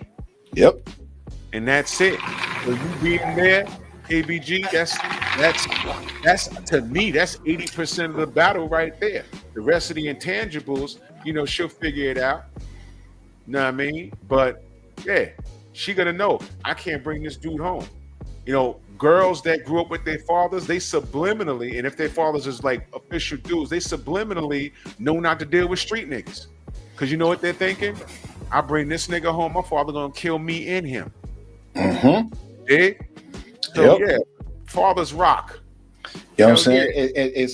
It's actually crazy you say that, because when my oldest daughter graduated from high school, this little, I'm gonna say, there's a few choice words I'd like to say, but I'm gonna say this young man. You know what I'm saying? Me and my daughter having a conversation, and he piped up. He was like, my daughter asked him what I did for a living, and she was like, my dad teaches. He's like, teaches what? She's like, martial arts. And then he was like, oh, I'll box your dad. I'll box him. I'll box him. She was like, no, you won't. I promise you won't. Yeah. I guess because he was feeling himself, he thought he was doing something. So I said, all right, cool. You know what? I'll holler at you. So very next day, I drove to Vegas. I get up there, and as he walks in the door, I stood up. I said, oh, you the little motherfucker that said you wanted to box, huh? And he looked at me. He looked at my daughter like, yo, who's this? She's like, that dad. Uh-huh. So I said, look, step outside with me. He was like, what? I said, step your ass outside. He's like, I want to go outside. I said, look, I'm gonna tell you real nice. You step outside, or I'm gonna slap the shit out of you right here. Oh. So we went ahead, stepped outside, and I said, look, I'm gonna leave my hands to the side. I'm gonna let you swing. If I could slap the shit out of you before you hit me, you gotta take your ass home. Uh-oh. Needless to say, I slapped fire from that little boy that day. Valuable lesson learned. And I said, look, little man, I'm gonna tell you something. You may not have heard this before, but hear me when I tell you. Beware of the old man in the land where men die young. That might have went over his head. True that. That might have went over his head. But if he lived to talk that, he learned a valuable lesson. Now hold up though. That ain't where the story ends. Though. So my daughter, so basically, because she was graduating from high school, I said, look, baby girl, wherever you want to go for dinner, it's on me. It's my treat. You know what I'm saying? Decide where you want to go, and that's where we'll go. So she was like, hey, Dad, you know what I'm saying? Can we go to my favorite pizza restaurant? I'm like, if that's where you want to go, that's cool with me. come on, let's go. And she was like, hey, can he come with? I said, that's your decision. If you want to bring him, you bring him, right? So basically, me and my daughter and this little dude or whatever, we get to the pizza spot, we order food. I said, y'all order whatever y'all want. I got you. Me and my daughter started having a family discussion. And I don't know what in his head possessed him to say something slick. But then he looked at my daughter like, don't you ever speak like that. My daughter said, I was like, ooh, this finna get good. I went ahead, kicked back in the seat, I picked my beer up and I'm just watching. And she said, I'm sorry. And her exact words were, God is my witness. Fuck you say to me? And he said it again. Boom! But she hit him so hard. The cook from the back, I'm talking about like way in the back of the restaurant, came out to the front and thought somebody broke something. Oh my God. And she looked him dead in his face and said, don't you ever fucking disrespect me in front of my father. Bro. I was like, this. You got a hard way to go, man. I was like, you got a hard way to go. Yeah. But That funny as I was gonna tell you. So now obviously I told you I was doing the work study at the VA, right? Yeah. Okay. So yeah. You are not looking at the new supervisor of the transportation department at the Phoenix VA hospital. Slow clap. My man. Yes, sir. Talk to me, brother. You know what I'm saying? So, yep, I went ahead and I actually started where I started was the it's called the P.E.P department. And what that is personal identification verification. We're in charge of doing like fingerprints, background checks, get people their work IDs, everything else, right? So and now with work study, technically I'm only supposed to be there 4 days a week. Right. But I was coming every day. Coming early, staying late. I'm like, hey, I'm like, told my supervisor there, I'm like, yo, if you need some extra help, let me know. I got you. Right. So one day I'm in the process of getting ready for work. He calls me and says, hey, look, you got an interview when you get to work. Make sure you got something, make sure you got something nice on. I'm like, interview for what? He's like, look, just put on something nice. So I said, all right. So I get to work, check in, do what I got to do. And then he takes me down to the actual director's office and was like, he's here for his interview. I'm like, right now? Wow. He was like, yep. So I was like, all right, bet. So went in there, did my interview, answered all her questions, blew that out the water. And then turn around and I had to do an actual formal interview with her and 2 other people, blew that out the water. Wow. Less than 48 hours later, I had my job offer. Oh, bro. That is fire. Federal job, federal benefits, and my military time counts towards it. Your military time counts? Counts towards my retirement, yep. Oh, so you get it on the front or the back end? On the back end. On the back end. So technically, let's say if you do 2 decades, you're really doing like 30? 17. 17? Yeah. So wait, you got how much time You you got got? time at 20. You got 3. You got 3 joints. Yeah. Okay. So you get on the back end. Yep, So that's what I'm saying. It's basically, yeah, because some cats, depending on where you start out here, Yep. if you get it on the front, some cats, contracts have changed, but you got to wait 2 or 3 years before you reach top pay. Yeah. There were cats in the military that started with top pay. I was mad as hell. See that? Started with top pay. I said, and the thing is too, what a lot of cats don't understand is especially with veterans, and if you're a disabled vet, you get a 10-point preference when you go for federal jobs and stuff like that. Yup.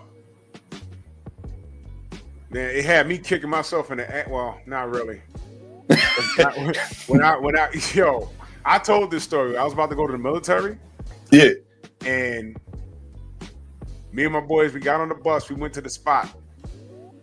Like, a few of them went in, but me and like 2 other dudes, when we got right there, we was like, what? We're not doing that. We ain't doing that. And these motherfuckers went, and we went to the pizza shop and the comic book store and went home. And We thinking, yeah, you get a free run through college, some military. That was Bush #1. The fucking first Gulf War broke out. Mm-hmm. Yep. And I was like, oh shit. And my boys got deployed. Yeah. And one motherfucker went out there. He's a disabled veteran. He lost a thumb. Mm-hmm. He came back home. We was like, nigga, you can't play Street Fighter on the Nintendo now. He gotta use the pad. But see now they got controllers that are called hitboxes. Uh-huh. And what it is, it like, okay, basically picture like a joystick, right? Yeah. But instead of like the one that's got like the ball top and the buttons, it's just all buttons. Yeah. So it's pretty much just like typing on the keyboard. And the thing is, what's crazy is a lot of professional fighting game players are actually switching over to hitboxes because there's no missed inputs. Oh, that's crazy. Now I'm talking no missed inputs, like, for example, like, okay, take a move, say like on Street Fighter, you got like the Dragon Punch, the Hurricane Kick, Fireball, stuff like that, right? Yeah.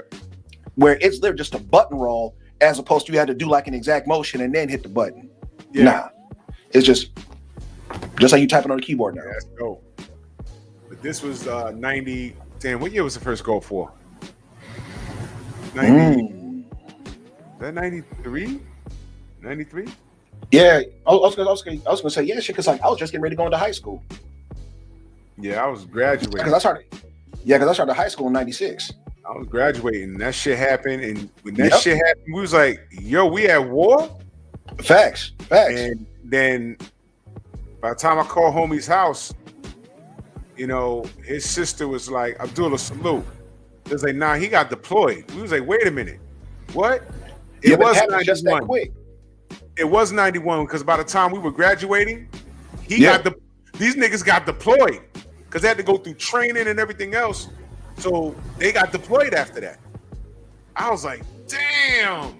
Yeah, and like another thing is too is because if you remember, when the first Gulf War popped off, they actually hit the barracks where a lot of service members were staying. They did a bombing at night. If you remember that, they showed that all over the news. They actually hit the barracks, and a lot of people died that night. Bro, you know why I remember that? Because we thought everyone was pump faking. I said, we ain't going to war. We ain't going to war. No, they wasn't. No, they weren't playing. When that happened, yep, my boys was already in it. They were like, yeah. They were like, what the fuck? And then when they were done, they say, hey, guess what? You're going. And I said, man, we might have been with. Nah, and then my man came back with no damn thumb. Man, it's on. He's the 4 horsemen. He's like this every day. Man, but nah, it's real, man, because it's like, there's a lot of people that, like they go over there and, like they're like super carefree, loving life, so on and so forth or whatever. And they go over there and like the stuff they see, the stuff they experience completely messes them up. And when they come back, they ain't nowhere near the same person no more. Yeah, true story. It was hard for him to adjust and, but he was like, yo, I think he said they hit a landmine. Oh, yeah. He hit a landmine. It flipped his Humvee in the air. It landed on his back. And he grabbed his firearm. He felt it sounded like someone's throwing rocks at the shit. He was getting shot at. Oh, yeah. He's screaming commands. And when he's trying to grab his gun, he said the dude next to him, he said, yo, let's go. And he did a double take. His eyes was open, but his neck was broken. So he dead. He was gone. Yeah, he dead. The dude riding shotgun, he's dead. The driver was alive, and 2 other guys were alive, but there was 2 people dead. And they rolled out, but then rolled back in because they were under fire, and they were pinned down for about 10 minutes. Right. And he's like, yo, we ain't gonna make it. And then the boys showed up and started, and they all the dudes that were shooting at them, they killed them. Oh, yeah. It was like out of a movie. A rocket flew over their head, hit the hill, blew their asses up. And they was like, yo, glad you showed up, whatever. They was like, yeah, man, you gotta go to the infirmary. He's like, what? His shit was missing. He even noticed it. Oh, yeah. Crazy, man. But Crazy but I was stuff. gonna say, but real quick to actually touch on the topic that you were speaking on in regards to the girl from the whole Duke situation, Yeah. and the lady with Emmett Till, my ex-wife, right? So my ex-wife, the same time that the man who raised me, the same time he passed, I found out she was cheating, right? Yeah. Come home, obviously we start going through a divorce, whatever. Yeah. She invites me over to the house one day, tells me I can see the kids, right? So I go over there. Ain't no toys out, ain't no TV on. So I'm like, where the fuck the kids at, right? Mm-hmm. She come out the room in nothing but a robe. I'm like, I already know what time it is. I'm like, nah, we not doing this. I got to go. So she goes, opens the robe and tries to kiss me. I said, go on, get off me. Just go on, like, leave me alone, like I'm done. She tried it again. I'm done, and she kind of grabbed me, so I pushed her back onto the couch, like, leave me be. She grabbed this big ass lead glass ashtray and chucked it at my head, and it broke against the door frame, and I took off. 2 days later, Racine County Police or the Racine County Sheriff's Office show up at my house, and I get arrested for domestic violence. Oh my God, bro! I sat in jail 3 months, and I'm pretty sure, like, because I remember you said, like, you used to be law enforcement. Mm-hmm. The person who was working under the DA, I guess that they was like a law school student or something. Mm-hmm. They kept coming to the county jail. It was like, hey, look, we'll let you go today, but you got to sign this. I'm like, do I look like a fucking fool? You suppose they made a portion of guilt? So just and I'm like, ain't no way in hell, no. That just sticks with you your whole life. Yeah, and I'm like, I'm not signing that. They're like, but we'll let you go home today. I don't care. I read it to him. I said, you're trying to get me to accept guilt. I'm like, I'm not doing that. So I went ahead and sat my ass down for 3 months. So and it's a fucked up situation, because for every one woman that will lie on somebody, whether it's the Duke situation, the situation with Emmett Till, my ex-wife, and I know there's plenty of other men that go through it. Yeah. For every one woman that lies and tells that story, there's 15, 20 other women that will literally get dogged and nobody will ever pay attention to them. That's right. That's right. This is actually very common. 100%. This is actually very common, man. I know of a story of a brother that was just trying to leave Shorty's house, and she's jumping in front of the door and blocking him, and he's like, yo, I gotta go. Right. And he's like, yo, move. And he touched me, I'll call the police. Yep. He moves out the way, literally runs out the house, and by the time he get home, the police is waiting on him. It's like, yo, what happened? Oh, oh man, I got a story for y'all. Check this out. Yep. KBGJ, yep, straight up. And that's the thing. Because the thing is, had I admitted guilt, they'd have took probably this, like, I would never have been able to carry. That'd have been a felony on my record. See? Couldn't have voted, couldn't have done nothing. Federal jobs, all that would have been a wash. Crazy, because you signed something. Exactly. Check this shit out, and I told this story before. Years ago, I'm in the academy, right? Right. In the academy, your shirt, it's the year, and your company. So it's 01, 02, 03, those are 2001, 2002. So we get there, I'm seeing dudes mop the floor in their gym shirts. The shit said 97, 03. I'm like, what the fuck? So one day, talking with this dude, right? Yo, listen, it's real easy to get jammed up on this job. I'm like, well, what happened? Black dude was like, yo, check this shit out. My girl, right? Mm-hmm. He was at his girl house, right? They were fighting off and on, right? Right. So he graduates. Okay. Right?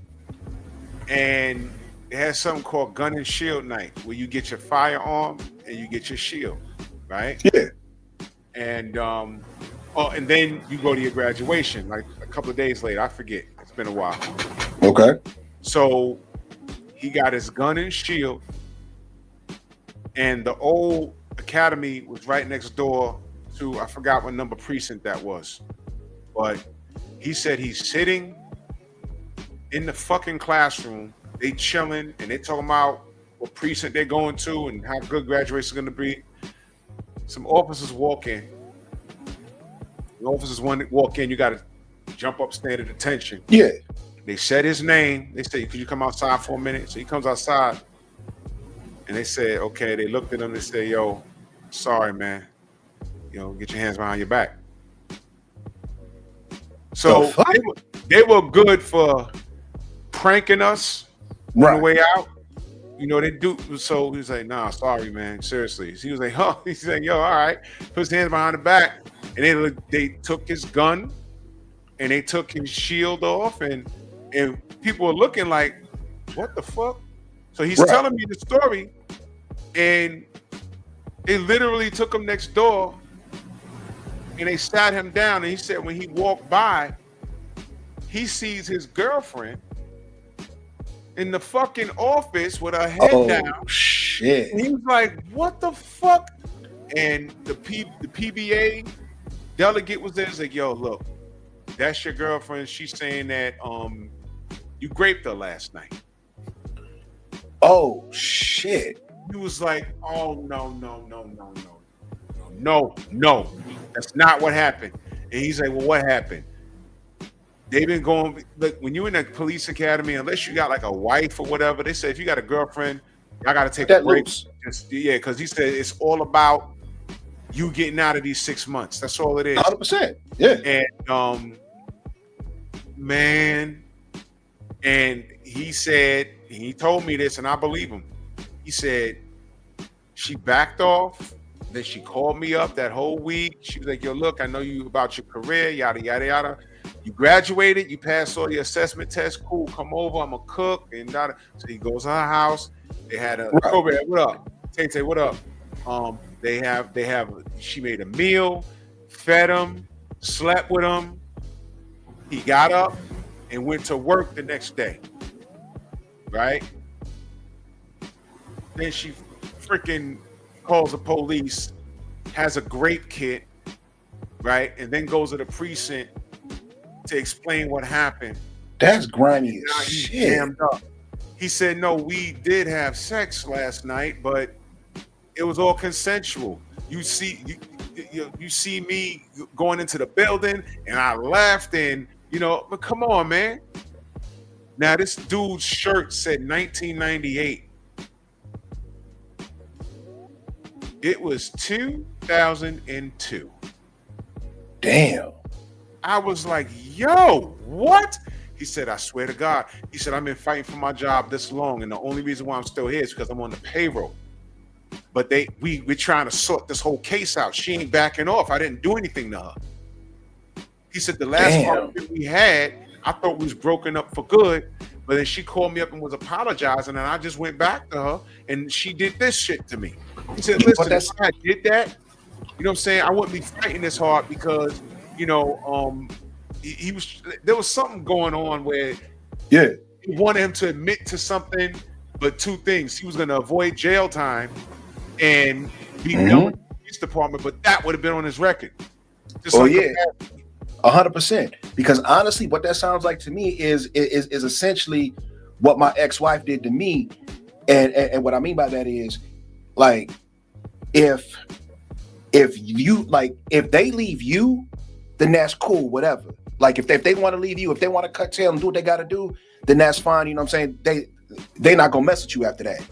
But if you leave because you trying to better yourself, you trying to get away from the situation or whatever, that like at that point it's all like, nah. It's like, nah, motherfucker, that ain't gonna happen. You ain't leaving me. You ain't doing unless I let you go. And then at that point, they know that they can make a phone call, make an accusation, do whatever the situation is, and get your ass hung up. Friday's show is going to be called Don't Go Backwards. Oh, 100%. I'm right there with you on that. Because that is not the worst story that I've heard. That was I believe it. And I don't know what happened with bro. I don't know what happened. But damn. But going backwards. Yep. Christ, it's never good, bro. An X is an X for a reason. It's an X for a reason. Even if you go back, just give it a minute. You're going to figure out why you weren't with that person. They're going to remind you. It's like, oh, man, this is why I left this motherfucker. Yep. It's never good.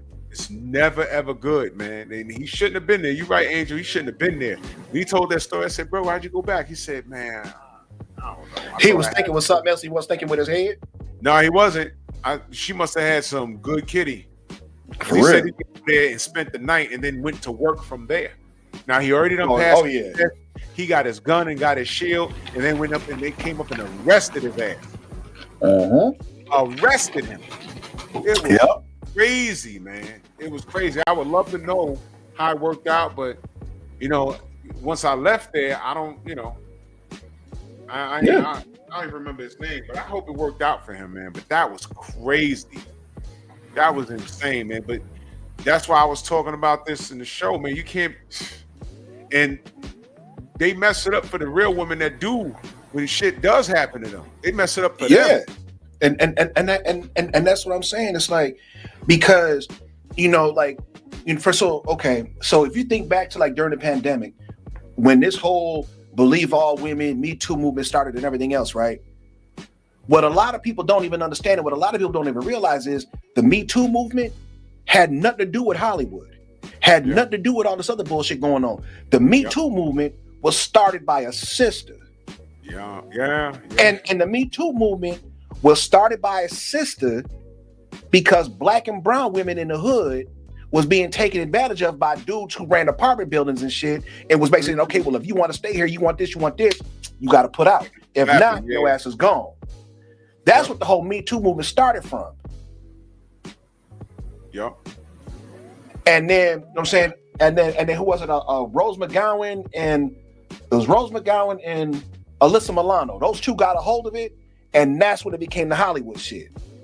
And then the woman who actually started the Me Too movement got no recognition. Those two got looked at as the originators of the Me Too movement.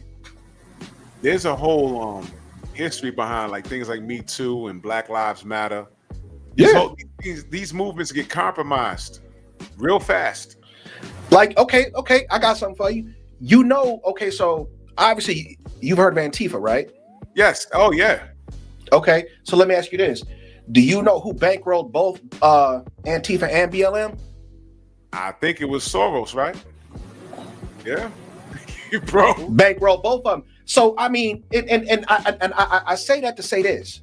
It's just like, women or dudes, because obviously, like, some dudes be like shiesty as hell too.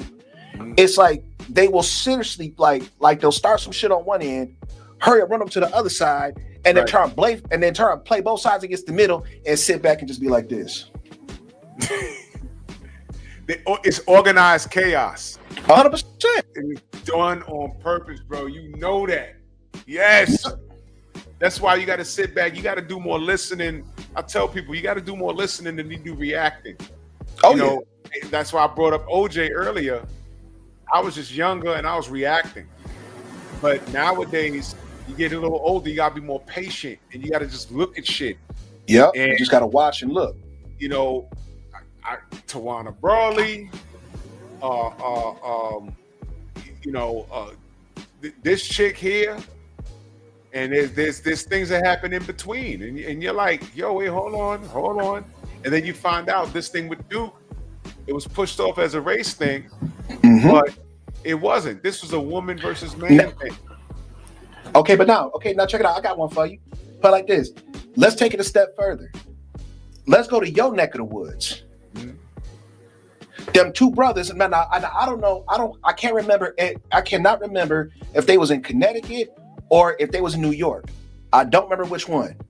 But them two brothers who went to school and was playing football, and they hooked up with that white girl at that party. Oh shit, yeah, bro. And the white girl turned and the white girl knew that other people who knew her and knew the white boy she was talking to was at that party. Yeah. So what did she do? Turn around and claim they raped her after she took them both in the bathroom, got down with both of them, and then because she didn't want the white dude to get mad. Bro, ruined them. I told y'all about that happened to my friend. Yep. Oh man, that's and hold up. And then check it out. She got sentenced to a year, time served, no mark on her record. What about them? Exactly. They didn't get like this. They didn't get their time back in school. They didn't get their scholarship, you know what I'm saying, redone or whatever. They ain't get none of that. Now, these 3 white guys, Yep. they got vindicated. Yep. And they got money. and they got cashed out. That's the racial aspect. I think one of them went to another school and finished his both 2 of them went to the other schools, and the other one kind of like he's not broke, he's not doing as well as the other 2. They went on to do, you know, what they do, you know. Yeah, for sure. 6-figure jobs and all that, you know, but that's fucked up, man. But now, let's look at the opposite end of the spectrum. You heard about them brothers who do real estate who just got busted, right?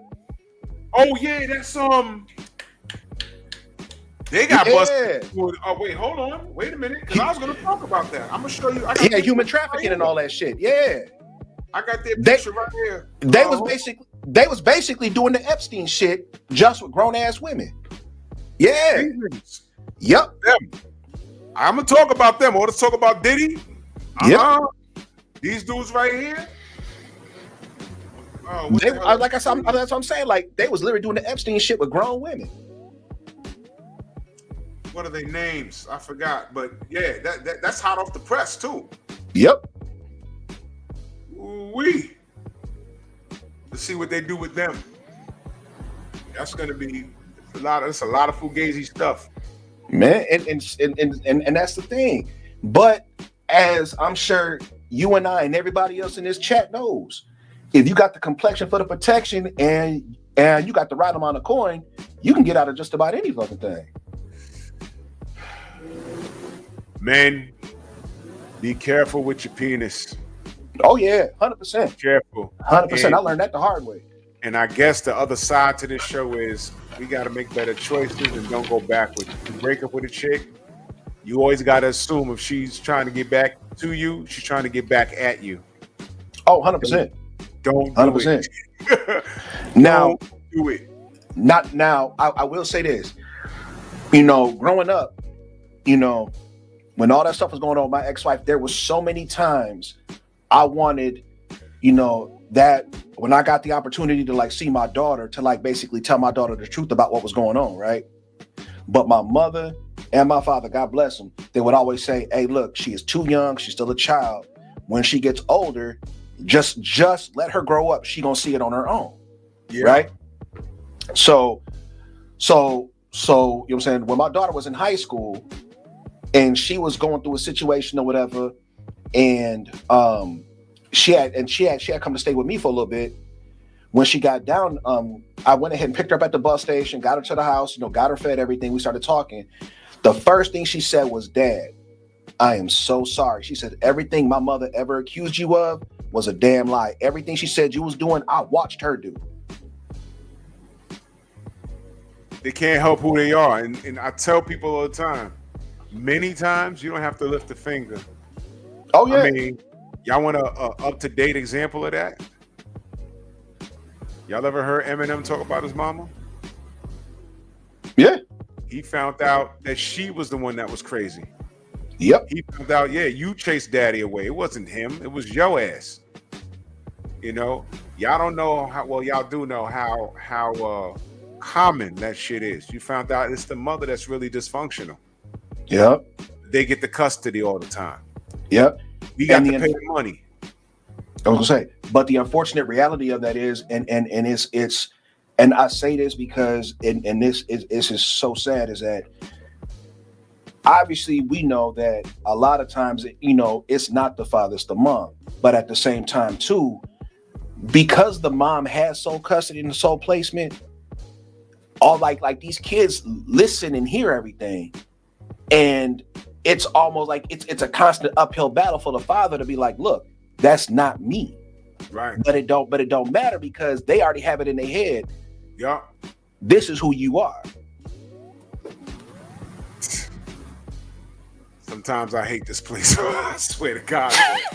I swear to God. But there's a lot of things you can just count your blessings because when you're older, you get a lot of wisdom.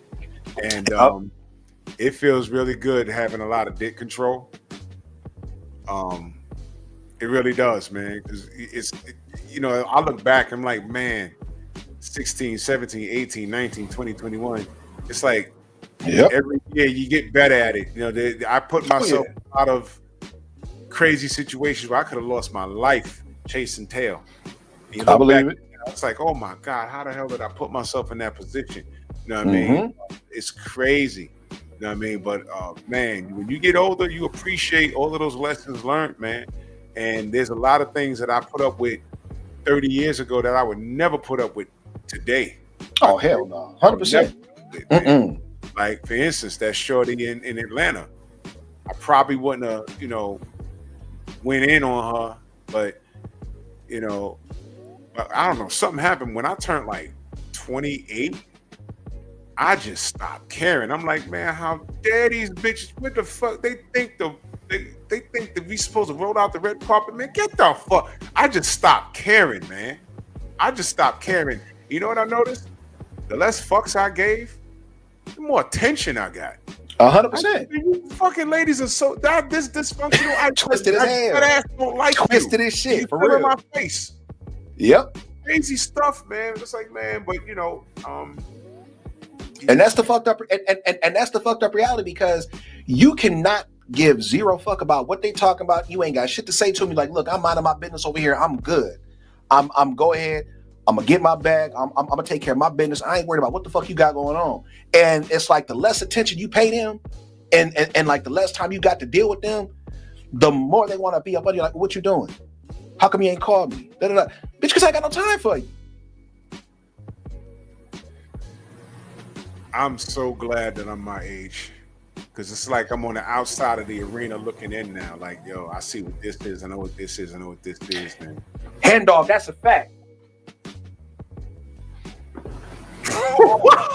That's a fact. That's a fact. Yes. That's a motherfucking fact. Yo, when I was young, you ever like had those grouchy old people be like, what the fuck is wrong with them? You know what it is? I understand them now, because yes. I'm not as old as them, because there were levels, 10 years old, 15 years old, 21-year-old, and by the time you reach like your 60s, you're like, and today's 60-year-olds don't look like the 60-year-olds that I grew up with in the 80s. They all look hell no. up. So now we're a little some of us are a little healthier now. Right. But the older I got, I'm like, yo, I get it now. I fucking hate these kids. For real. I hate these kids. God damn, man, what the fuck? Why do you have on pink jeans? And white Air Force? Well, what the fuck? What I don't look, I feel like this. Like I told I talked to my one son, and I said, young man, look, we need to have a conversation real quick. He's like, yo, dad, what's up? I said, and we was on FaceTime, right? And I said, why your pants be tighter than some women's drawers? And he said, what? I said, why your pants tighter than some women's drawers? And he's like, Dad, this. I said, no. I said, in two, you got skinny jeans on with shorts and you sagging. Yo. And he got real quiet. He's like, he all of a sudden he's like, Dad, why you picking on me? You're picking on me. I said, look, little man, do you know where that shit came from? And he said, what? He's like, what? He's like, what, the jeans? I said, no, sagging. Do you know where that shit came from? He said, no. I'm like, it came from prison. Yep. He's like, huh? I said, it came from prison. I'm like, the punks and the sissies used to walk around with their pants hanging down and like showing their ass, inviting motherfuckers, letting them know like they was available for business. Yep. And he was like, are you serious? I said, you fucking think I gotta make it up for it? I'll take it further than that. Go ahead. When we were working in the field, right? I'm gonna put this up here. Working in Facts. the field. Yes. Right? Now watch this. You was working in the field. Right. Picking cotton or whatever it is you was doing. Mm-hmm. The overseers on the horses. Yep. You wasn't working to your potential, that as the way they saw it. Mm-hmm. They go upside your back with a whip. Yep. You used to be out in the fields with pants on, with no belt or no rope to hold your pants up, Yep. and you would have to pull your pants up while you're working. Why? Mm-hmm. Because a belt or a rope to hold your pants up could be used as a weapon. Yep. So, and it was a way to demean you while your ass was showing. They would run up and slap you on your ass and dehumanize and emasculate you. Oh yeah, Now, 100%. you see that word, sagging? Yep. Spell it backwards. What do you got? Exactly. Niggas. Yep. So when you sag your pants, you need to understand. There's a history behind all of that. Oh And- yeah. and it's you gotta know. One of my friends, and this is why fathers are important. We used to be out on the block just standing around. We weren't troublemakers. We just was out. We looked the part. We weren't thugs. Yeah. And one of my boys, his dad passed away about 10 years ago, but his dad was like 6'9". He was a big dude. Right. He worked in sanitation, right? And he had a thing about how we dressed. Now, I never sagged my pants. I never did it. But a few of my friends did, right? So one day we was on a block, and my boy, it was cold that day. He just looking around, and then he went like this, and then he just like, and I was like, and when I turned around, his father was slowing down like he was about to do a drive-by. And you remember how Snoop looked in Baby Boy? Yeah. He was driving by looking like this, like making sure that his son, my boy, wasn't sagging his pants, because he was like, yo, man, my pops, man, I can't stand him sometimes, man. I said, why? He was like, yo, you talking about if he see me dressed a certain way, he's literally gonna punch me in the face. I said, well, I wouldn't. Pops is a big dude, man. I wouldn't, like, I think he's serious. How about just not wear your pants crazy, bro? Just, it will really fuck you up. Just don't do it. And that shit was crazy. That was man, my dad, 6'6", 260 pounds with a 34-inch waist. Oh, he was Big John. Big man. And like, I remember how big my father was, because I remember as a kid, we had went to the zoo and they had like a wooden stump that had the mold of a grizzly bear's paw. I'm talking like a full-grown male. He took his motherfucking hand and put his hand in that mold, and the tips of his fingers reached the tips of the claws. Now, you know what I'm saying? Let me paint this picture for you, right? 6'6", 260 pounds, 34-inch waist, had the hand speed of like, I'm talking like Sugar Ray Leonard hand speed, and could pick up a 72 Buick Skylark and walk that motherfucker down the block. Damn. Ran the 100-meter dash in 10.2 seconds. Damn. Legitimately. Yeah. And I'll never forget, man. I'll never forget this shit. I was probably 12 or 13 at the time. And we was at my grandma's house. Now my grandmother at the time, where she lived, my Uncle Robin had lived, him and his girlfriend lived in the house next door to my grandma, right? Well, my Uncle Robin started talking slick, and my dad had that look, like he wouldn't have to say shit. He would look at you like, nigga, if you don't shut the fuck up. Like, he wouldn't even say that. He would just look at you, and you would know, hey, it's time to stop. So then my mother was helping my grandma do something in the kitchen, and my uncle's girlfriend said something slick like, bitch, da-da-da, to my mom. Oh boy. And she took off out the door. Man, when I tell you, my dad ran out the back door, cleared the fence like he was jumping the fucking hurdles, and then jumped from the ground onto the fucking porch and cleared the banister. The motherfucker did the high jump from a vertical. He's a fucking superhero, man. And I swear to God, he went and like, you know what I'm saying? Like my uncle and his girlfriend tried to run up the steps. He kicked the fucking door in, ran upstairs, grabbed my uncle by the back of the neck and slung his ass back down the steps. I was like, looking at the shit, I'm like, yo, what the fuck?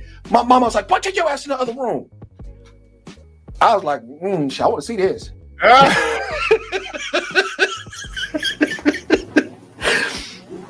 And then I made the mistake. At 15 years old, was like, man, I'm gonna fight this motherfucker today. I'll never forget this shit, man. You want to fight that guy? Stop it, bro. Man, I'll never forget this, man. So, I'll never forget. Like it was a Thursday night, and my dad, like my dad was so tall, he had to lay on the floor to watch TV because if he laid on the couch, like his legs stuck out too far. Yeah. So my dad was laying down watching this show, whatever, and I'm sitting there watching TV. And then all of a sudden he looked at me and my two sisters and said, hey, look, y'all got to take your ass upstairs, get cleaned up and go to bed. Y'all got school in the morning. So my sisters went upstairs. I sat down like, man, I ain't doing shit. I'm chilling. And he looked at me like, boy, take your ass upstairs. I told you, you got school in the morning. I'm like, man, nigga, I ain't going nowhere. And he's like, what you say to me? Ooh. I said, nigga, I ain't moving. Ooh. Now, my dad was the type of man that if he had to repeat himself or if you made him get up from what he was doing, it was a wrap. Wasn't no conversation to be had. So my dad stood up and it was just like this big ass monster was standing there. And I swear to God, like he stood up, it's like this big ass shadow just like created in the fucking living room.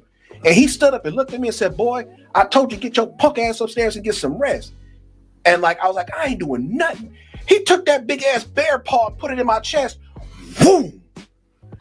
Threw me straight into the wall. And I was like, man, you know what? Fuck this. It's finna go down. I'm finna do this. I don't care if I lose. He got up close to me and I was like, fuck it, I'm going for it. Boom! I hit him as hard as I could. And my dad did like this. He was like, you got a little pop in them punches, huh? He's like, okay, I got you. You want to act like a man? I'm gonna treat you like a man. Boy, I got my ass whooped so bad that night. Oh, I got the brakes beat off me bad. I never went that far.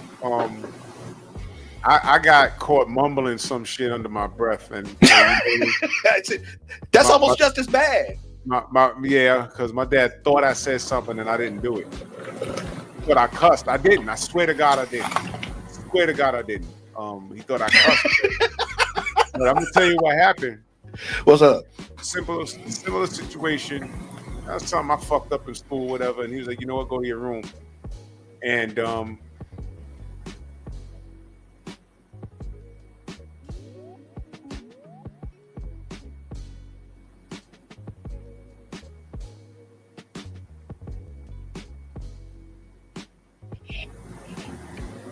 oh, you froze. You good?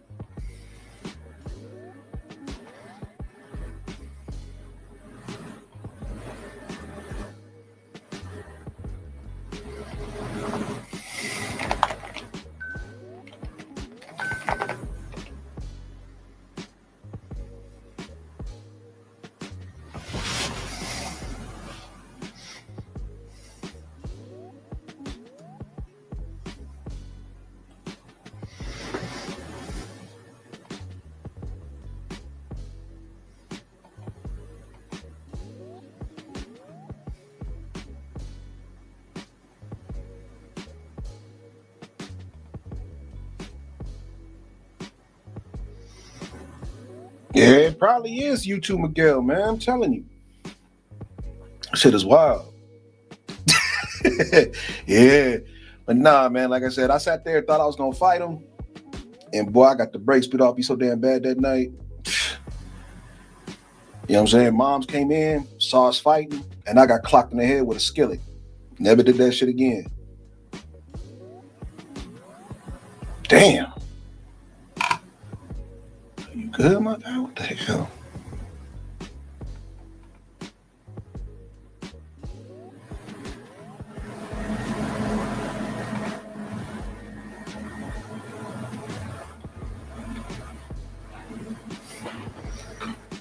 Yeah.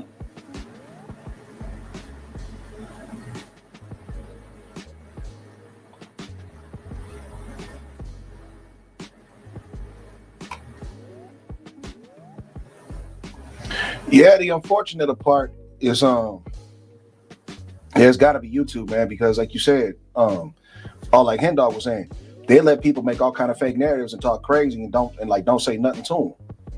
Do that shit all the time.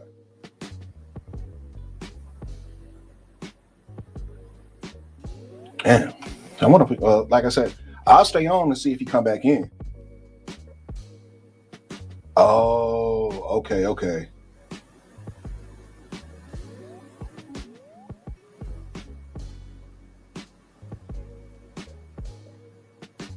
Yo. What up? You hear me? Yeah, I can hear you. Yeah. But now I was saying, man, like I said, like moms had came in and saw us scrapping. My mom went and got that big ass old school black cast iron skillet, the one that like the one that you don't ever wash. Yo. And boy, look, I'm surprised I ain't got no permanent dent in the back of my shit, because my mom came in and clocked me and said, "Y'all gonna break my shit." And yeah. Oh my God, that's bad business. You're real quick. Yeah. My internet's messed up, but I don't know what's going on here. It's the internet or YouTube on your tail. Yeah, look, it's my internet. I'm looking at it. It just started up. Okay, watch this. Look at this. Look. See this? Oh yeah. See? I got you. It's about God damn it. Anyway, the internet went out and then it came back. It's stupid. I'm like, yo, I know my bill's on auto pay. Fuck out of here. Yeah. Oh no, like a lot of times what it can be too is if there's not an actual outage in the area, depending on how many people are accessing a particular node, it can cause a system overload, and it'll give you and it'll turn around and like spike as like a temporary outage. You know, it's 12:51. They need to go to bed like I need to. But let me finish the story real quick. Are you good?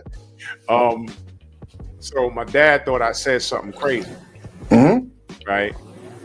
And he was already pissed off, from work or something, right? So I just mumbled something and he heard it.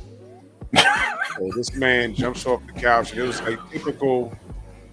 He has his pajama pants on with a wife beater. That's how he walked around the crib.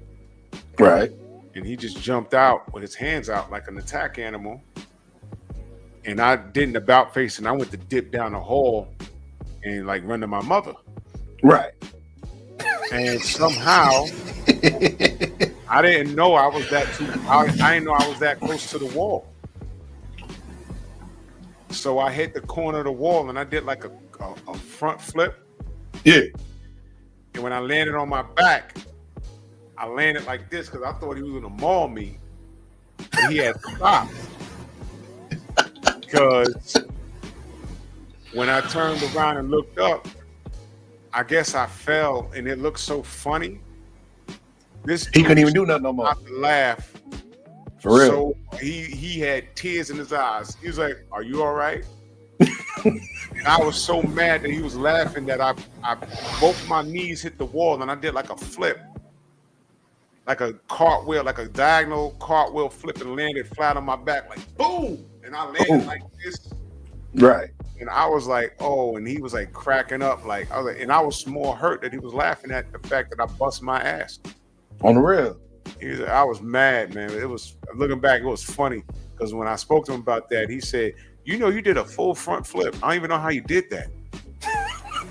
That was hilarious, man. But he said, "Yeah, go to your damn room." I was pissed off, and I was like, had my arms folded. I didn't even get my ass whooped. I ran into the damn wall. That shit was crazy. Boom, Man. front flip and landed on my damn back. Crazy stuff, man. But listen, I gotta pack this up because I got all right, for sure.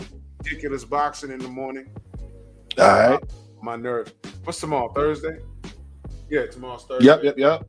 And Friday, I guess I'll open the panel for this Fury Usyk debacle. But let the brothers and sisters know how they can find you, good brother. Oh man, you know what I'm saying? I'm actually in the process of trying to get my channel set up. Yep. I know I want to do it about tech, and the reason why is because I know that a lot of the tech YouTubers that are out, there's not a lot of black and brown ones. And two, a lot of the ones that are out there, once they get to a certain point, as far as like they get bigger, they think they got subscribers or whatever, they don't usually interact with their people as much anymore.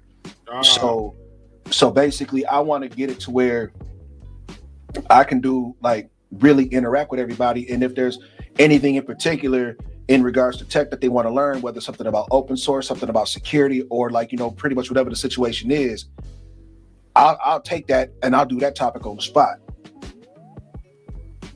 Yeah, and security is a big thing. Oh yeah, you know what I'm saying? And it's like, and so for example, okay, like they were talking like a lot of stuff that was on the news. They're talking about like the big they were talking about like the big telecom attack, and that, you know, don't text me your phone and so on and so forth and all that, right? Yeah. Okay. So check out, here's something for you. So okay, you know what I'm saying? Let's take it back a couple years. If you remember the WannaCry and the I Love You virus, right? I do. Okay, so check this out. Here's something for you. The I Love You virus was actually written by a dude in Manila, Philippines, right? And he was a college student. The reason why he wrote it is because he was broke and he didn't have the money to continue to pay for dial-up at the time. So basically the whole point, so initially when he wrote the virus, the whole initial aim of it was to send it out locally because he wanted to be able to grab people's login credentials to go ahead and basically use their internet. Right? So, but how it ended up getting out is because what he did is he went back into the source code and he basically took off like the geolocation stuff on it. As soon as he wiped that, that's when it went everywhere. Boy, stop. And that's when it went everywhere. And it got so bad that Social Security got over 7 million emails. Oh. And like because like it hit the UK, it hit the US, and I think it hit like one or two other countries. Overall, it did anywhere between, I think it was like they said $5.5 to $8.5 billion in damage, and took almost 10 to 15 billion to fix it. But like here in the States, DOD got hit, DOJ got hit, DOT got hit, Social Security got hit, and the VA got hit. Man. And the thing is, on Forbes. Right. And see like the thing is, the reason why it was so effective because it was so simple, because pretty much what it did was he didn't have to hack into nobody's system. When he did is when he sent the email out and it was a message, what it did was the virus, like it actually embedded itself into the system, because anybody who uses a Microsoft system has Visual Basic on it's embedded in the source code. So what the virus was doing, it was attaching to any kind of VB stuff or any kind of Visual Basic stuff that was already on that system. It was attaching to it, replicating the files and then replacing the originals with itself. And then what it was doing was grabbing that person's contact list and sending out emails from that own person's contact list so that when other people got it, it looked like it came from that person. Not the person who started the virus, but it looked like it was coming from the person whose computer it was sitting on.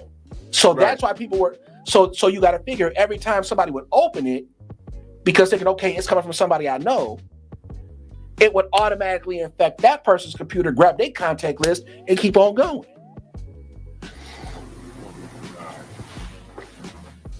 The cybersecurity, there's money in it, and people need information, man. It's absolutely, and like I said, that's the thing. It's like, like I said, that's what my major's in. And like I said, I'm actually getting ready to test probably within the next 5-6 months.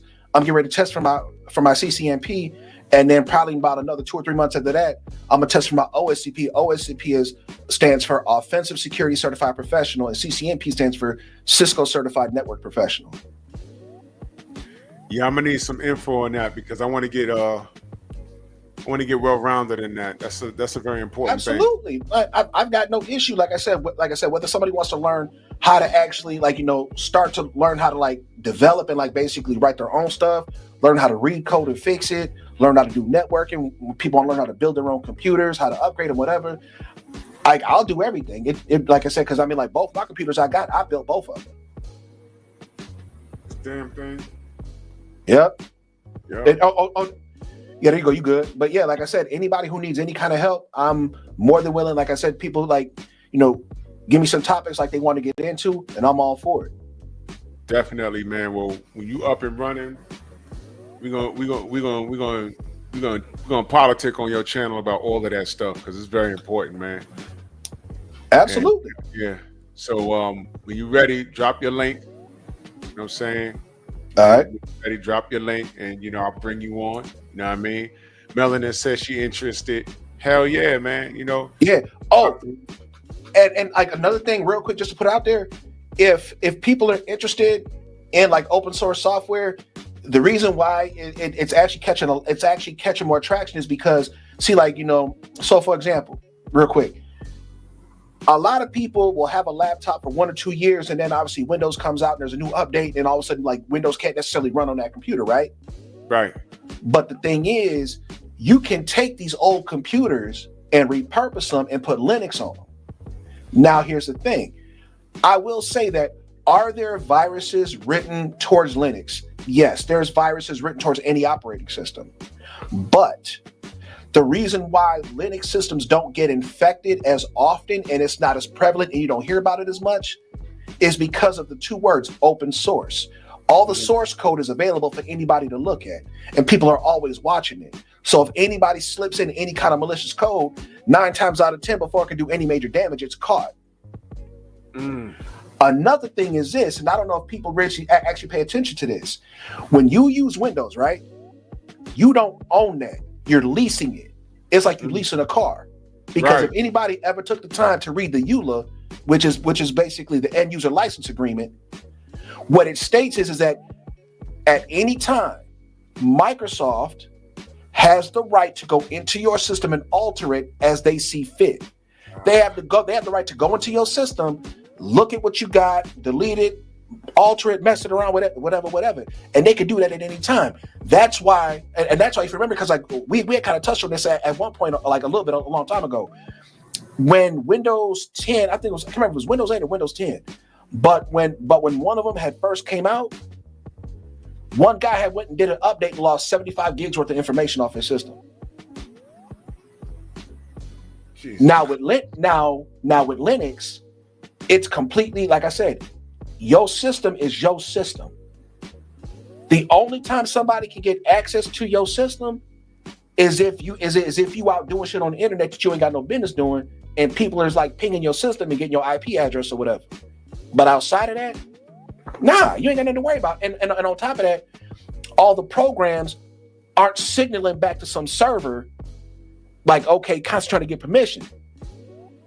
There's a lot of programs and a lot of software that is open source that is damn near a 1-to-1 duplicate of what is on the Windows system.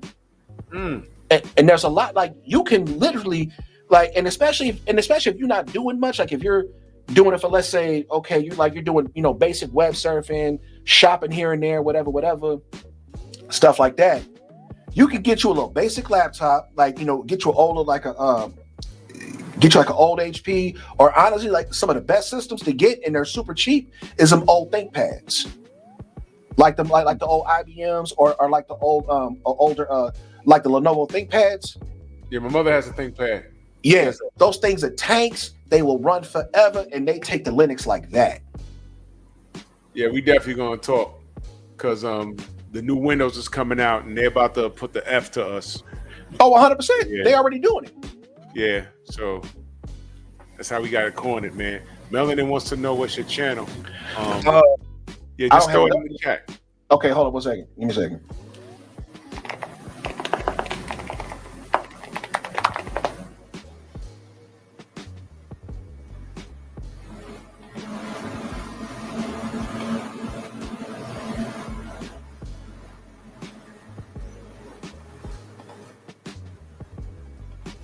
All right, hold up.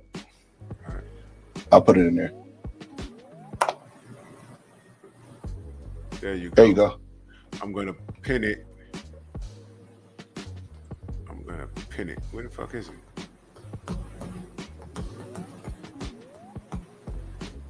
Where the hell is it?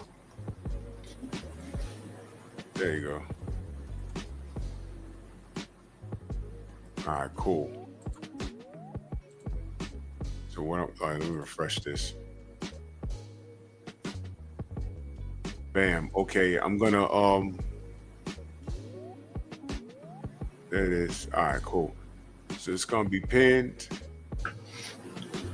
and Hey, Eric Jordan, hey, appreciate that, man.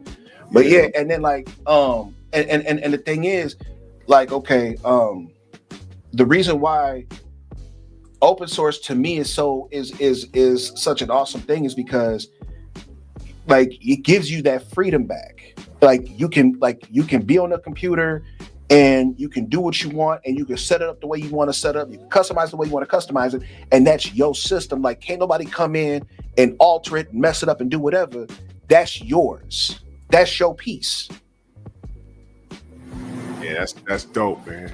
You know, and like another thing, and then like another thing is, like, once you truly learn how to like really use a computer, really understand it, and just how much power you have once you understand your system is crazy. And then on top of that, it's like, once you really begin to learn how to like code and build and work on stuff, anything that you have in your mind that you want to build, you can build it. You know what I'm saying? Like, you know, you can go ahead and, like, you know, let's say, for instance, like, there's an open source project that you're interested in, right? You can go grab the source code of it, start looking at it, breaking it down. And the thing is, the whole point with open source is you can take it, flip it, do something else with it. All they ask is that you give credit to the person who originally wrote it. And that ain't nothing to it. That's dope. That's You know what dope. I'm saying? Yeah, you definitely got to get it up and flying, bro. You got it up and flying. When you ready, we're gonna bring you back. We're gonna do a tech show. I'm with it. Yeah, man. But salute to you, good brother. Much love, man. It's always a pleasure when you join me, man. Let's go. Facts. Thank you so much, man. And yeah, man. Salute to y'all. I'll be back talking this boxing. You know what I'm saying? Real quick, if you ain't noticed it, that poster behind me, yeah. It's Ninja Turtles 2 Secret of the Ooze, autographed by the man who originally did the movie poster. Oh shit. Yeah. Yeah. That's another thing coming back in 2025. Bear Cave will be back. You know what I'm saying? Bear Cave will be back. I want to know more about that. That's awesome. Man, salute to you, good brother, man. We gonna talk. Appreciate it. Oh yeah, man. Salute to everybody. Venmo, Zelle, Cash App, Super Chat. Much love and appreciation, man. And yes, Melanin, I promise, as soon as I get everything up and going and I'm able to do lives and do all that, like I said, I will answer any question anybody want. If there's something in particular you interested in, you want to learn it, you want me to touch on it, you want me to explain it, I will take as long as y'all need me to. Diggity doubt, man. That's what we here, man. All family, man. Man, salute to y'all. Yo, we gonna talk, brother, all right? All right, no doubt. Peace, brother. Peace. Peace, y'all. Y'all take it gently.